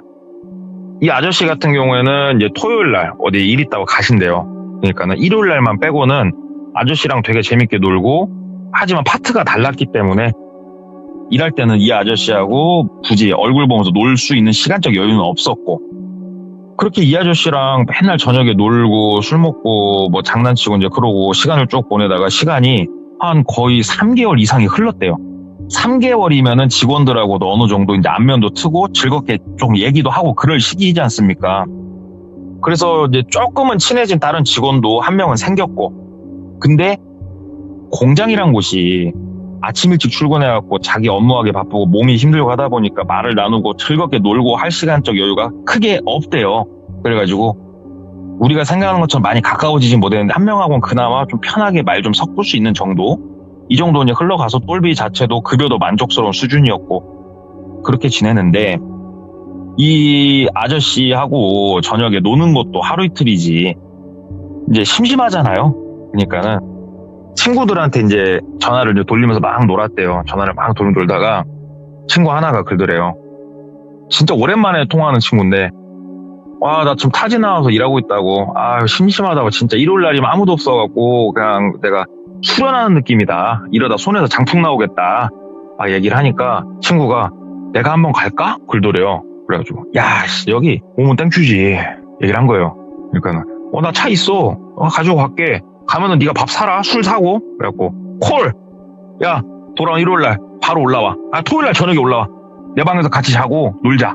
그래갖고 친구가 나 갈게. 그러고 온 거예요. 친구가. 토요일 날 밤에 친구가 와가지고, 토요일 날은 당직이 아니잖아요. 일요일이 당직이지. 그러니까 토요일 날 저녁에 친구 차를 얻어 타고 차로 좀 나가서 번화가 가가지고 술 먹고 뭐 놀고, 이제 친구랑 둘이서 다시 공장 들어와서 공장에서 친구는 처음 들어오는 거죠. 방에 들어가가지고 이불 피고 딱 이제 눕는데, 이불도 하나밖에 지급이 안 돼서 친구한테 이불을 그냥 줬대요. 편히 자라고.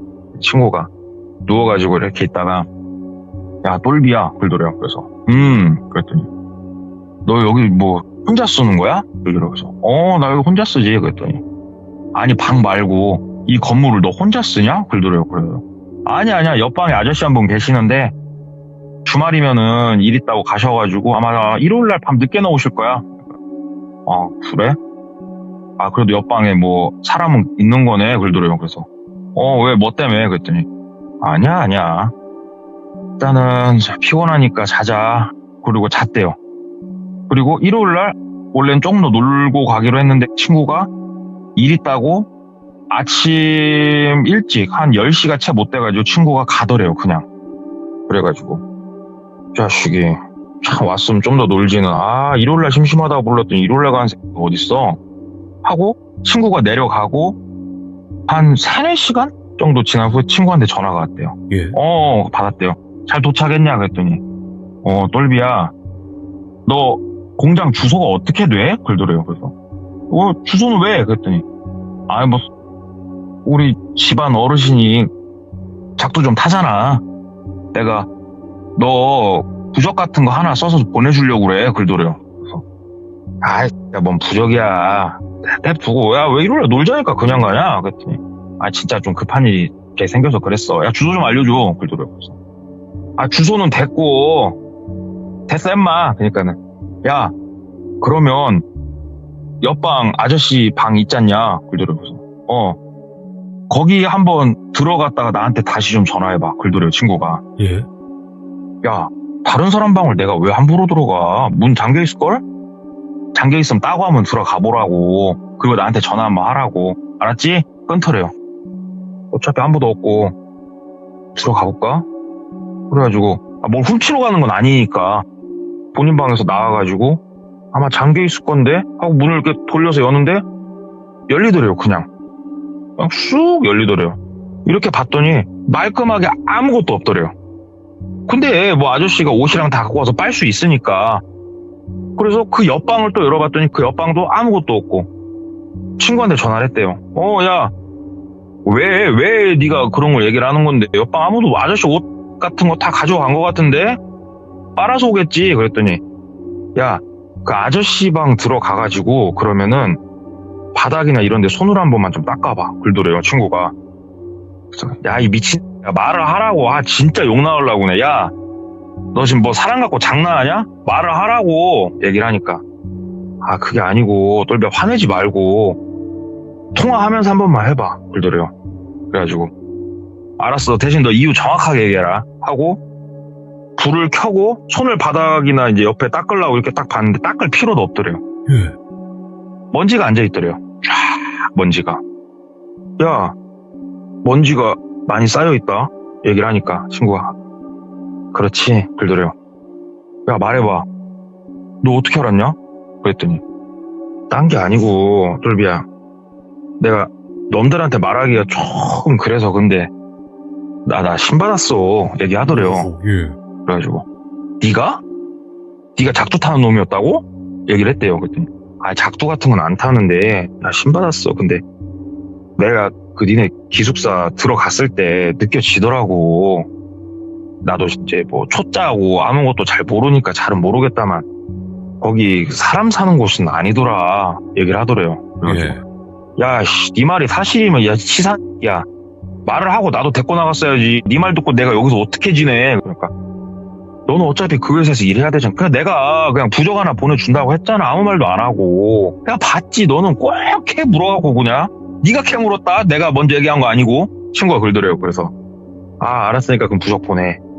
부적 꼭 보내. 그러니까 친구가 주소 문자로 찍어. 그래가지고, 야, 근데 뭐 네가 봤을 때 이게 뭐 많이 무섭고 그런 거냐? 그랬더니, 아니 뭐 그런 건 아닌 것 같은데 그 옆방 아저씨라는 사람이 아마 사람이 아닌 것 같아 얘기를 하더래요. 근데 똘비가 아무리 생각을 해도 뭐 하루 이틀 얼굴 맞댄 사이도 아니고, 그렇죠. 심지어 공장에서 일할 때 낮에 문득문득 보였단 말이에요. 그분 일하는 게. 진짜 이해가 안 돼가지고 일단 알았어. 전화를 끊고 일요일날 밤이 됐어요. 어김없이 시간이 좀 늦으니까 계단 올라오는 소리가 들리더래요. 그리고 옆방 문 열리고 탁 닫히면서 짐을 푸는 소리가 들리더래요. 원래는 아저씨가 오면 나가가지고 한번 얼굴 보고 좀 몸도 한번 만져보고 물어볼까 했는데 막상 아저씨가 옆방에 들어가니까 몸이 굳더래요. 본인이 누워있었는데 누운 상태로 몸이 굳어가지고 귀만 진짜 완전히 열어놓고 소리만 막 듣고 있는 거예요. 뚝딱뚝딱 뭘 내려놓는 소리가 살짝 들리더니 조용하더래요. 그래서 나가서 물어봐야 되는데, 아, 무서운데 어떻게 하지? 아씨, 어떻게 하지? 진짜 귀신인가? 하는데 갑자기 콩콩콩콩 걷는 소리가 나더래요. 걷는 소리가 나더니 문을 끽 하고 열고 나와가지고 슬리퍼 신는 소리가 들리더니 쿵쿵쿵쿵쿵쿵 와갖고 본인 방문을 통통통 두들기더래요. 너무 무섭더래요. 너무. 그래가지고 대답을 못하고 잠깐 이러고 있으니까 다시 통통통 하면서, 똘비 안에 있어? 똘비? 그러더래요. 아저씨 목소리더래요. 예, 아저씨 저 있어요 하고 문을 열어줬대요. 아저씨가 그냥 서 있더래요. 뭐 우리가 생각하는 뭐 귀신의 모습 이런 건 아니고 그냥 아저씨가. 그러면 한 손에는 봉다리에 막걸리랑 뭐 약간 주전부리랑 이렇게 있어갖고, 한 잔 같이 마시려고 사가지고 왔어? 같이 한 잔 마시자? 그러더래요. 그래가지고, 아저씨 방 가서 먹을까요? 그랬대요. 그랬더니, 내 방 냄새나. 자네 방에서 먹게. 늘 자네 방에서 먹었잖아. 내가 알아서 치우는 건 내가 치우잖아. 그렇게 역할 분담 해야지. 그러더래요. 그래서 알았다고 들어오시라고. 그래서 앉아가지고 이제 막걸리를 한 잔씩 먹기 시작을 했대요. 딱 먹으면서 이 아저씨가 귀신일지도 모른다는 생각을 갖고 이제 마시다 보니까 조금 더 눈여겨서 보게 되잖아요. 이때 하나를 보게 된 거예요. 똘비가. 아, 그림자가 안 지네. 그걸 딱 보게 된 거예요. 본인하고 마주 앉아있고 머리 위에 전등이 켜져 있는데 본인 옆을 봤더니 본인은 그림자가 있는데 그 아저씨 옆으로는 그림자가 없는 거예요. 그래서 아, 사람이 아니구나. 이 아저씨가 사람이 아니구나. 확신이 들더래요. 그래가지고 막걸리를 좀 먹다가 똘비가 생각을 했대요. 내가 이 아저씨랑 원한 관계는 없다. 오히려 친하게 지내고 좋은 말 서로 많이 했으면 했지. 한번 얘기를 해보자. 그래갖고 아저씨 그랬대요. 아저씨 제가 미친놈같이 생각되실 수도 있겠는데 아저씨 혹시 사람이세요? 귀신이세요? 물어봤대요. 그러니까 아저씨가 본인을 빤히 쳐다보더래요. 아이, 화내지 마시고요, 아저씨. 제 친구가 주말에 왔었는데 이런저런 해서 이렇게까지 일이 있었고 지금 전등을 봐도 아저씨 옆에 그림자가 안 지는데 제가 미친 건가요? 아니면은 진짜로 제가 처음 보는 다른 세계의 존재를 제가 보고 있는 건가요? 이렇게 되게 정중하게 얘기를 했대요. 그때 아저씨가 막걸리를 입에 탁 털어놓더니 글쎄 그치 산 사람은 아니지 얘기를 하더래요. 그럼 아저씨 진짜로 우리가 얘기하는 그 귀신이란 존재가 맞는 거예요? 그러니까 그렇지. 근데 왜 매일 밤 여기 와서 이렇게 계시는 거예요? 그때 아저씨가 막 한숨을 쉬시더래요. 막 한숨을 쉬면서 내가 억울해서 갈 수가 없다고. 와요, 무슨 말씀이세요? 그랬더니 처음에 이 회사 왔을 때 전무님이 불렀던 부장님 있잖아요. 그 부장님 얘기를 하더래요. 그 부장이라는 놈가 그 어린 놈가 사람을 이렇게 함부로 하고 그 새끼 때문에 내가 죽었는데 진짜 소리 소문 없이 나 갖다 파 묻고 이건 아니지 않냐고. 나 이렇게는 못 간다고. 진짜 못 간다고 하면서 아저씨가 막 그 눈물을 흘리시더래요. 그걸 보는데 아저씨가 되게 안쓰러워 보이더래요. 진짜.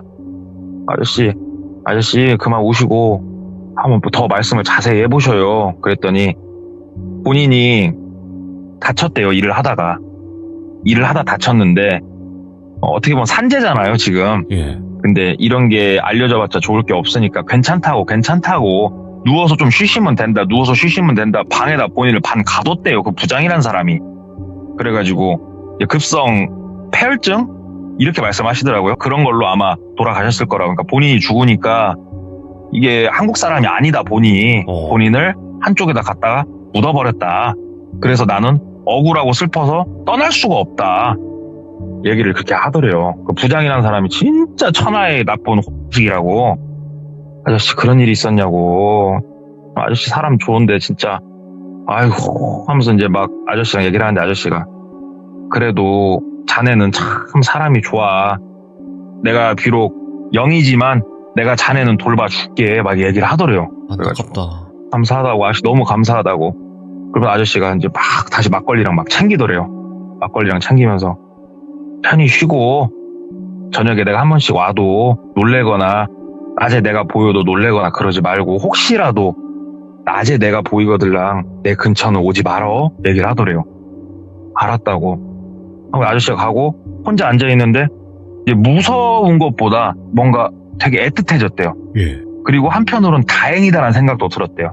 나를 해하려고 하는 귀신은 아니니까 참 다행이다. 그리고 나서 이제 며칠 이렇게 흐르는데 그날 저녁부터는 아저씨가 좀 안 보였대요. 근데 며칠 있다가 낮에 철제 같은 거 자르는 동에 그쪽에 아저씨가 보이더래요. 근데 아저씨가 분명히 내가 보이거들랑 가까이 오지 말라고. 그러더니 진짜로 그 우리 호이스트라고 아세요? 실내 기둥 같은 데 묶여갖고 움직이는 크레인이 있어요. 네. 세상에 호이스트 크레인에 매달려 있는 게 끊어지면서 바닥으로 떨어지는 사고가 났던 거예요. 다친 사람은 없지만. 그래서 와, 저 아저씨가 원한이 깊고 진짜 할 일이 많은 양반이구나 싶더래요. 근데 이런 얘기를 들었으니까 그냥 넘길 순 없다. 그래가지고 좀 친하게 지냈던 다른 동료 한 명하고 밥 먹고 얘기를 하면서 했대요. 말을. 저기 형님 저한테 솔직히 하나만 좀 얘기해 보시라고. 왜 나만 위에 기숙사 쓰냐고. 한번 말씀해 보시라고. 내가 알기로 밑에 기숙사 방 자리 남는 건 아는데 왜 나만 위에 쓰냐고. 이렇게 얘기를 했대요. 예. 그러니까는 나야 모르지 임마. 내가 그거 하는 사람이냐? 나도 그냥 일하는 사람이지. 형님 그럼 반대로 형님은 왜 우리 기숙사 한 번도 안 놀러 와요? 얘기를 했대요. 그쪽가. 야 밤이면 다 피곤하니까 안 가지. 오늘 저녁에 놀러 오실래요 형님? 형님 제 방으로 좀 놀러 오실래요? 제가 술 사놓을게요. 그러니까 피곤해 안 가. 그러더래요. 그래가지고 형님 내가 바보 아니에요 형님. 솔직히 내가 이런 말하면 형님이 어떻게 생각할지 모르겠는데 하면서 얘기를 쫙 했대요. 아이고. 아저씨를 만났고 이 아저씨가 이런 일을 겪었다고 본인한테 얘기를 했고 근데 아무도 이쪽으로 오지 않는 거 보면은 당신들 아는 거 있는 거 아니냐 지금 쭉 얘기를 했대요. 그랬더니 네 말이 진짜냐? 그러더래요. 예. 형님 내가 그러지 않고서야 형님한테 내가 지금 이렇게 말할 이유는 없잖아요. 그러니까는 와, 진짜 소름 돋는다. 와, 내가 그쪽으로 가나봐, 그러더래요. 형님, 진짜 너무한 거 아니에요? 그럼 나만 거기다 왜 박아놨어요? 그러니까, 나는 진짜 모르지. 진짜 몰라. 근데, 우와, 진짜 귀신이 있나봐. 막 그러더래요. 그걸 보는데 역겹더래요. 내가 그런 데서 자는 거는 괜찮고, 귀신이 있다, 뭐 놀래고 있는 그 모습만, 와, 나는 사람으로도 생각 안 하나?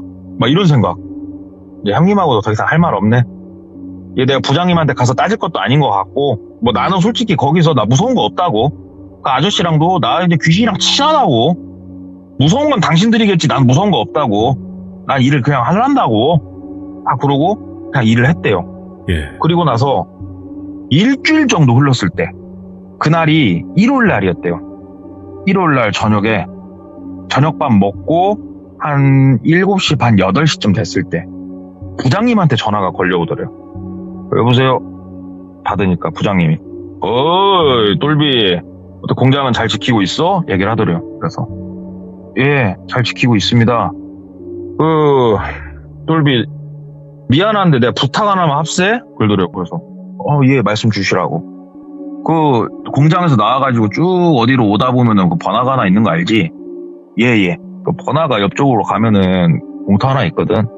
내가 전화 좀 하면 나 좀 데리러 와주게나? 얘기를 하더래요. 알겠습니다. 얘기를 했대요. 근데 이 부장은 그 아저씨랑 어떻게 보면 원수잖아요, 지금. 근다고 부장한테 내가 직접 물어볼 건 아닌 것 같은데, 또 오늘 한번 물어볼까? 여러 가지 생각이 이제 들으면서 알았다고 하고 전화 끊고 기다렸더니 11시쯤 전화가 오더래요. 안 잤어. 미안해. 많이 늦었어. 내가 술자리가 많이 늦었어. 안 잤어? 예.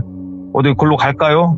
그 회사차, 그 1톤 차 가지고 글로 와. 그러더래요. 그래가지고 1톤 트럭 시동 걸고 갔대요. 쭉 그쪽으로 가가지고 막 헤매면서 이렇게 보니까는 부장님이 계시더래요. 그때가 계절이 가을에서 겨울로 넘어가는 그런 시즌이었대요.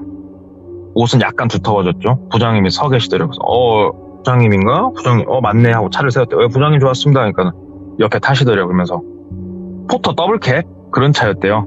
뒷좌석까지 좀 있는. 가자. 날씨가 되게 쌀쌀하다. 그래갖고 예 하고 어디로 갈까요? 그러니까는 일단 이 길 따라서 쭉 가봐. 내가 길 알려줄게. 예 하고 이제 운전하면서 가면서 부장님한테 내가 보고 들은 것들을 물어봐야 되나? 그냥 아무 소리 안 하는 게 나으려나? 이런 생각하면서 가는데 부장님이 야 저기서 좌회전 했대요. 또 쭉 가다가 이제 점점 뭐라고 해야 될까? 번화한 도시를 벗어나서 약간 달동네빌 나는 쪽으로 본인이 이제 향하고 있는 거예요. 오호. 방향이. 근데 이제 룸밀러가 있잖아요. 차 가운데. 이렇게 운전하면서 딱 가는데 귀에서 아저씨 목소리가 들리더래요. 야, 그 길로 가면 안 돼. 그 길로 가면 안 돼. 쳐다보지 말고 대답하지 말고 그 길로 가면 안 돼. 아저씨가 그러더래요. 룸밀러를 이렇게 봤더니 아저씨가 앉아 계시더래요. 뒤에. 순간 흠칫했지만 아저씨가 티내지 말라고 하니까 티 안 내고 운전을 했대요. 약간 이제 손이 달달달달 살짝 떨리는 거예요. 손이 살짝 땀이 나면서 달달달 떨리는데 부장님이 야 똘비야 저기서 우회전 봤더니 달동네 쪽으로 차를 꺾으라고 시키더래요. 아저씨가 똘비야 그냥 가. 가면 안 된다. 똘비야 그냥 가. 그러더래요. 그래서 어떻게 하지 하는데 부장님이 우회전. 근데 이 똘비 입장에선 뒤에 기린이 타 있고 옆에 사람이 타 있잖아요. 그러면 사람 말을 좀 듣게 될 수밖에 없대요. 옆에 사람이 물리적인 행사를 할 수 있는 사람이 있으니까. 그래서 우회전 해봐서 진짜 이상한 곳이면은 내려서 튀자. 그래서 우회전을 했대요. 그랬더니 그냥 달동네더래요. 그냥 달동네. 좀만 쭉 들어가. 우리 집이 좀 외진데 있어. 약간 창피하네. 부장님이 그러더래요. 그래서 예 하면서 조금 더 쭉 들어갔더니 여기 차를 세웠대요. 그리고 내려서 봤더니 가로등이랑 켜져 있으니까 내려가고 이렇게 봤더니 달동네인데 이런 데 사신다고? 부장님이?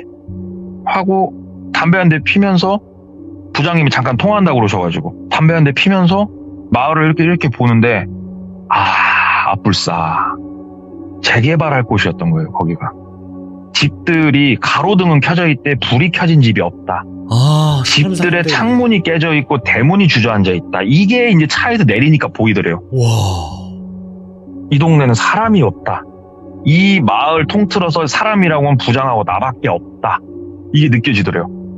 그래가지고 다시 돌아서 차 쪽으로 이렇게 걸어가는데 부장님이 차 옆에 서가지고 잠깐 통화를 하고 전화를 이제 끊으시던데 부장님이 추운데 바지랑 윗 옷을 벗기 시작하더래요. 이렇게 봤더니 그 바지랑 위에 점퍼 안에 방역복을 입고 계시더래요. 그러더니 윗 점퍼를 다 벗어서 제끼더니 그 방역복 모자 있잖아요. 모자까지 눌러 쓰더래요. 우리 그 반도체 공장 들어가면 있는 사람들 그런 옷 있잖아요. 언제 꼈나 손에는 글러브까지 껴갖고 그러고 서 있더래요. 부장님 뭐 하셔요? 그러니까는 부장님이 뒤쪽에서 뭘 하나 이렇게 빼시더래요. 빼는데 이제 날카롭고 크고 뾰족한 걸 빼시더래요. 그러면서 너 참 재밌는 얘기를 누군가한테 들었더라. 그러더래요 부장님이. 아이 부장님 똘비 뒤쪽은 막다른 골목이었어요. 지금 똘비가 서 있는 데가. 그러니까 부장님 옆쪽으로 본인이 가야 되는데 저러고 서 있으니까 어떻게 하진 못하겠고 부장님 이건 아니죠. 그랬더니 부장님이 너 그거 누구한테 들었어? 그러더래요. 그래가지고 무슨 얘기요? 그랬더니 그 아저씨 얘기 누구한테 들었어? 저 진짜 아저씨한테 들었어요. 저 그쪽 기숙사에다 박은 거 부장님이잖아요. 부장님이 그랬잖아요. 전 잘못 없다고요, 부장님. 그리고 그때 그 형한테만 얘기했지 아무한테도 말한 적 없어요. 그랬더니 야, 너는 그게 가능할 거라고 생각하냐? 누구야? 빨리 불어. 그러더래요. 그래가지고 아니다고 그랬더니 부장님이 본인 쪽 막 성큼성큼 다가오더래요. 그래가지고 되게 좁은 골목이었는데 똘비가 서 있는 데가 부장님 옆으로 지나갈 자신은 없고 옆에 대문이 주저앉아 있으니까 그 대문 쪽으로 본인이 들어갔대요. 예. 이게 약간 달동네다 보니까 담을 넘고 뒤에서 부장님은 막 쫓아오더래요. 잠깐 서 그러면서 담을 넘고 하다가 진짜 패가죠. 그때부터는 재개발 쪽이니까 한쪽에 약간 몸을 숨기고 그러고 앉아있는데 아저씨가 옆에 같이 쭈그러 앉아주더래요. 그러면서 똘비 이쪽으로 와 이쪽으로 해가지고 아저씨가 길을 인도를 해주시더래요. 그래가지고 아저씨가 인도해준 대로 갔대요. 갔더니 달동네 보면은 집과 집들 사이에 뜬금없이 공터 같은 거 하나씩 나오는 그런 맹지 같은 곳들이 있대요. 그런 곳으로 본인이 와 있더래요. 그리고 옆에 담벼락에서 부장님이 일어나시더래요. 잘못됐다. 아저씨가 오란 대로 왔는데 이게 뭔 꼴인가. 근데 아저씨가 본인 옆에 서 계시더래요. 영가죠. 아저씨 영가가 본인 옆에 서 계시고 우측으로는 부장님이 서 계시더래요. 예. 그러면서 아저씨랑 부장님이 같이 깨깨깨깨깨 그러면서 웃더래요. 본인을 보면서. 아저씨 이게 뭔 상황이에요? 얘기를 하니까 그 아저씨가 아이고 오지 말라고 해도 오는 너도 참 재밌다. 김 부장 저건 사람같이 보이니 네 눈에는? 하면서 막 웃더래요. 예? 그러니까는 저 부장놈은 사람같이 보이더냐고 하면서 막 웃더래요. 그때 다시 이렇게 가로등이 몇 개가 있으니까 보는데 부장님 눈이 풀려 있더래요. 아저씨가 웃으면 부장도 웃고 아저씨가 무표정으로 있으면 부장도 무표정으로 있더래요. 아 씨였구나 싶더래요. 부장이. 아저씨 전 아저씨한테 잘못한 게 없잖아요. 나 아저씨 억울함 풀어주려고 사람들한테 얘기하고 그랬는데 아저씨 저한테 왜 그러세요? 이러시면 안 되는 거잖아요. 그랬더니 내가 부장놈도 데리고 갈 건데 그냥 가기엔 아쉬워서 한 놈 더 데리고 가려고 한다. 얘기를 하더래요. 아저씨 진짜 그건 아니잖아요. 저한테 그러시는 건 좀 아니잖아요. 그러니까는 그래도 재밌었어. 네가 서 있는 곳이 어딘 줄 알아? 예? 하고 그때서 밑을 보니까 삽질의 흔적들이 보이더래요. 오래전에 뭔가를 이렇게 급하게 파 묻어놓은 자리 같은 그 느낌. 이놈이 서 있는 곳이 내가 있는 곳이야? 아저씨가 그러더래요. 오늘 여기서 이 부장놈하고 너하고 내가 다 데리고 갈란다. 얘기를 하니까 똘비 입장에서 이제 미치고 환장을 노르시죠. 이러고 있는데 부장이 막 성큼성큼 다가오더래요. 성큼성큼.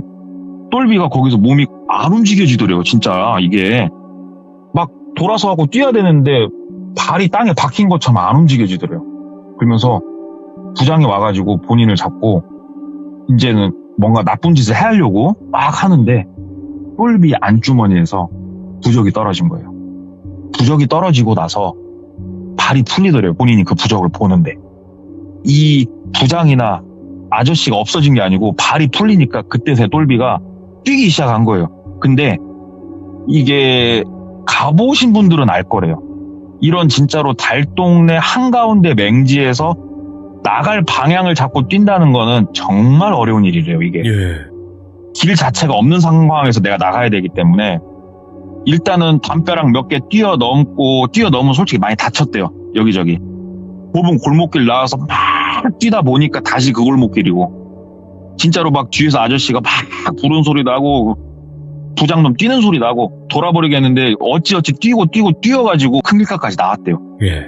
회사차는 어딘가도 모르겠고 큰 길가 나와가지고 일단은 지나가는 택시 부여잡고 어디로 가자고 말은 해야겠는데 어디로 가야 될지 모르겠잖아요. 일단은 기숙사로는 못 가겠더래요. 기숙사로는 못 가겠고 주머니에 돈이라고 해봤자 한 2만 원 정도 있었대요. 그래가지고 저기 버스터미널로 좀 갑시다 얘기를 하니까 택시기사가 미친놈 쳐다보면서 이 시간에요? 왜냐면은 그 지역에 시외버스 터미널이라고 하면은 근처에 백불도 아무것도 없는 그런 동네이긴 한데 네. 버스 타러 가시는 거 아니죠? 그래갖고 가시자고 갔대요. 그래서 택시비 주고 몇 푼 남은 거 가지고 그 시외버스 터미널 근처에 서가지고 달달달달거리고 있다가 아침에 첫 차 열리자마자 일단 타 지역으로 나갔대요. 그냥 타 지역 나가니까 아침에 공장장이랑 전화가 막 걸려오더래요. 받았대요. 처음 전화 온 거는 공장장이 아니고 다른 직원 한 명이 전화가 왔대요. 무슨 일이냐고. 나한테 무슨 일이냐고 당신들은 물으면 안 된다고. 전무님하고 내가 통화하겠다고. 네. 내가 전무랑 통화하겠다고. 끊고 전무한테 전화를 했대요. 접니다, 전무님. 똘비. 저한테 왜 그러셨습니까? 무슨 말인지 모르겠네. 그 부장이란 사람 이런저런 있지 않았습니까? 다 알고 부장님도 나 글로 기숙사 넣은 거 아닙니까? 아, 정말 나는 모르는 일이네. 자네가 지금 꿈을 술을 많이 먹었나? 막 그렇게 얘기를 하더래요. 부장이란 사람 출근했습니까? 출근했네. 예? 출근했다고요? 출근했네. 일단 저는 못 다니겠습니다. 끊겠습니다. 끊었대요. 그리고 약간 친하게 지냈던 형 있죠. 그 형한테 전화를 했대요. 형이 얘기했지. 부장이란 사람한테 형이 얘기했지. 그러니까 형이 일단 내가 말은 했지. 근데 뭐 때문에 형 내가 이런 꼴 당할 거 알고 있었어? 형도 알고 있었지. 그러니까 야 너 그쪽 기숙사 있더니 너 미친 거 아니냐? 너 네가 귀신씨하고 돌아버린 거 아니야? 뭐 말도 안 되는 소리 하고 있어. 야 부장님 나오셔서 일하고 있는데 야 네가 미친놈 아니야 지금? 야 이럴 거 전화 거면 전화하지 마. 끊더래요. 전화 끊고 나니까 내가 미친놈인가 싶더래요 이젠. 그래서 사무실로 전화를 했대. 9시 넘어서. 사무실은 여직원이 있잖아요. 여직원한테 전화를 했대요. 저 생산동 어디 똘비입니다. 아 예.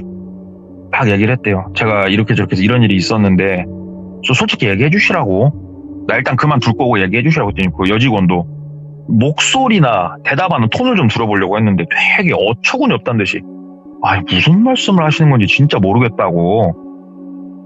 참 글쎄 제가 뭐라고 대답해야 될지 모르겠네요. 이런 너무 좀 허황된 얘기라서 이렇게 얘기를 하더래요. 그래서 알았다고. 나 일단 안 나갈 거니까 정산이나 잘해서 입금시켜달라고 끊고 어찌어찌 이제 고향까지 내려온 거예요. 짐이고 나발이고 다 위에 있는데 내려오자마자 누구한테 전화를 했겠어요? 친구한테 전화를 했대요. 그 부적 써준 친구.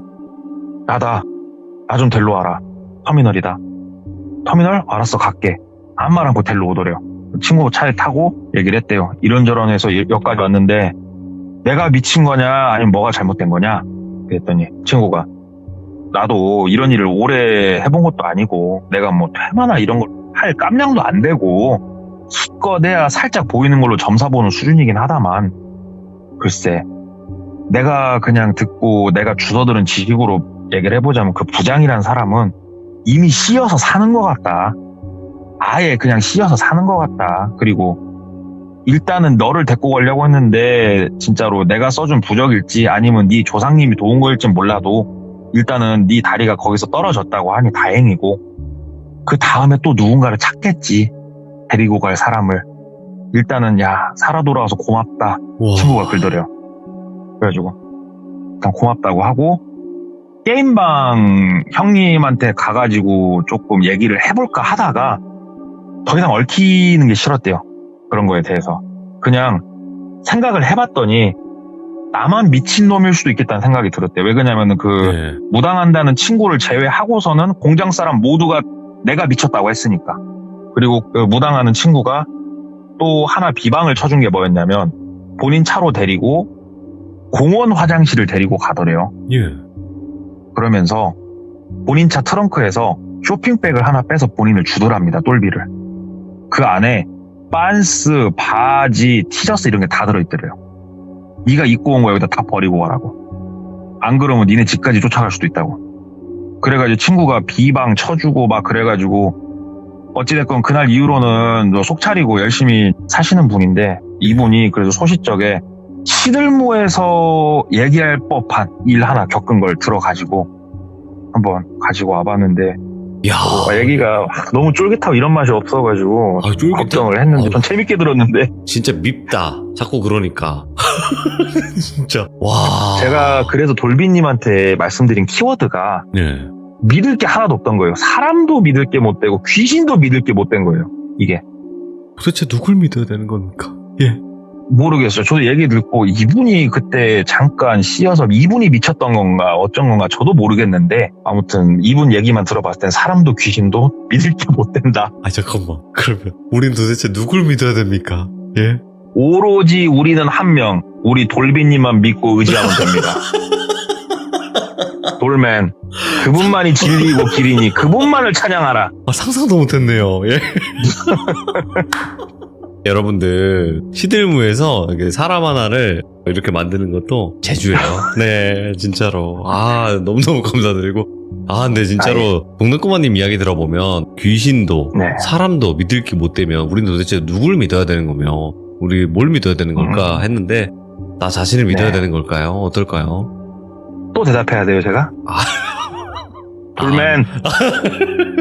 아무튼 오늘 동네꼬마님 너무너무 감사드리고 오늘도 정말 소름 끼치는 이야기였습니다. 감사합니다. 네, 감사합니다. 네, 고맙습니다.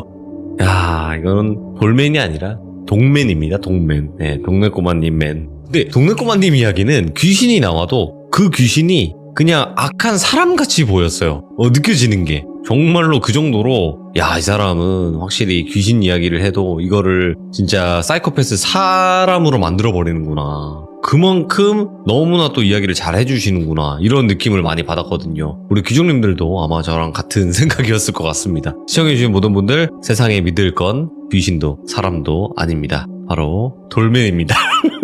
감사합니다. 고맙습니다.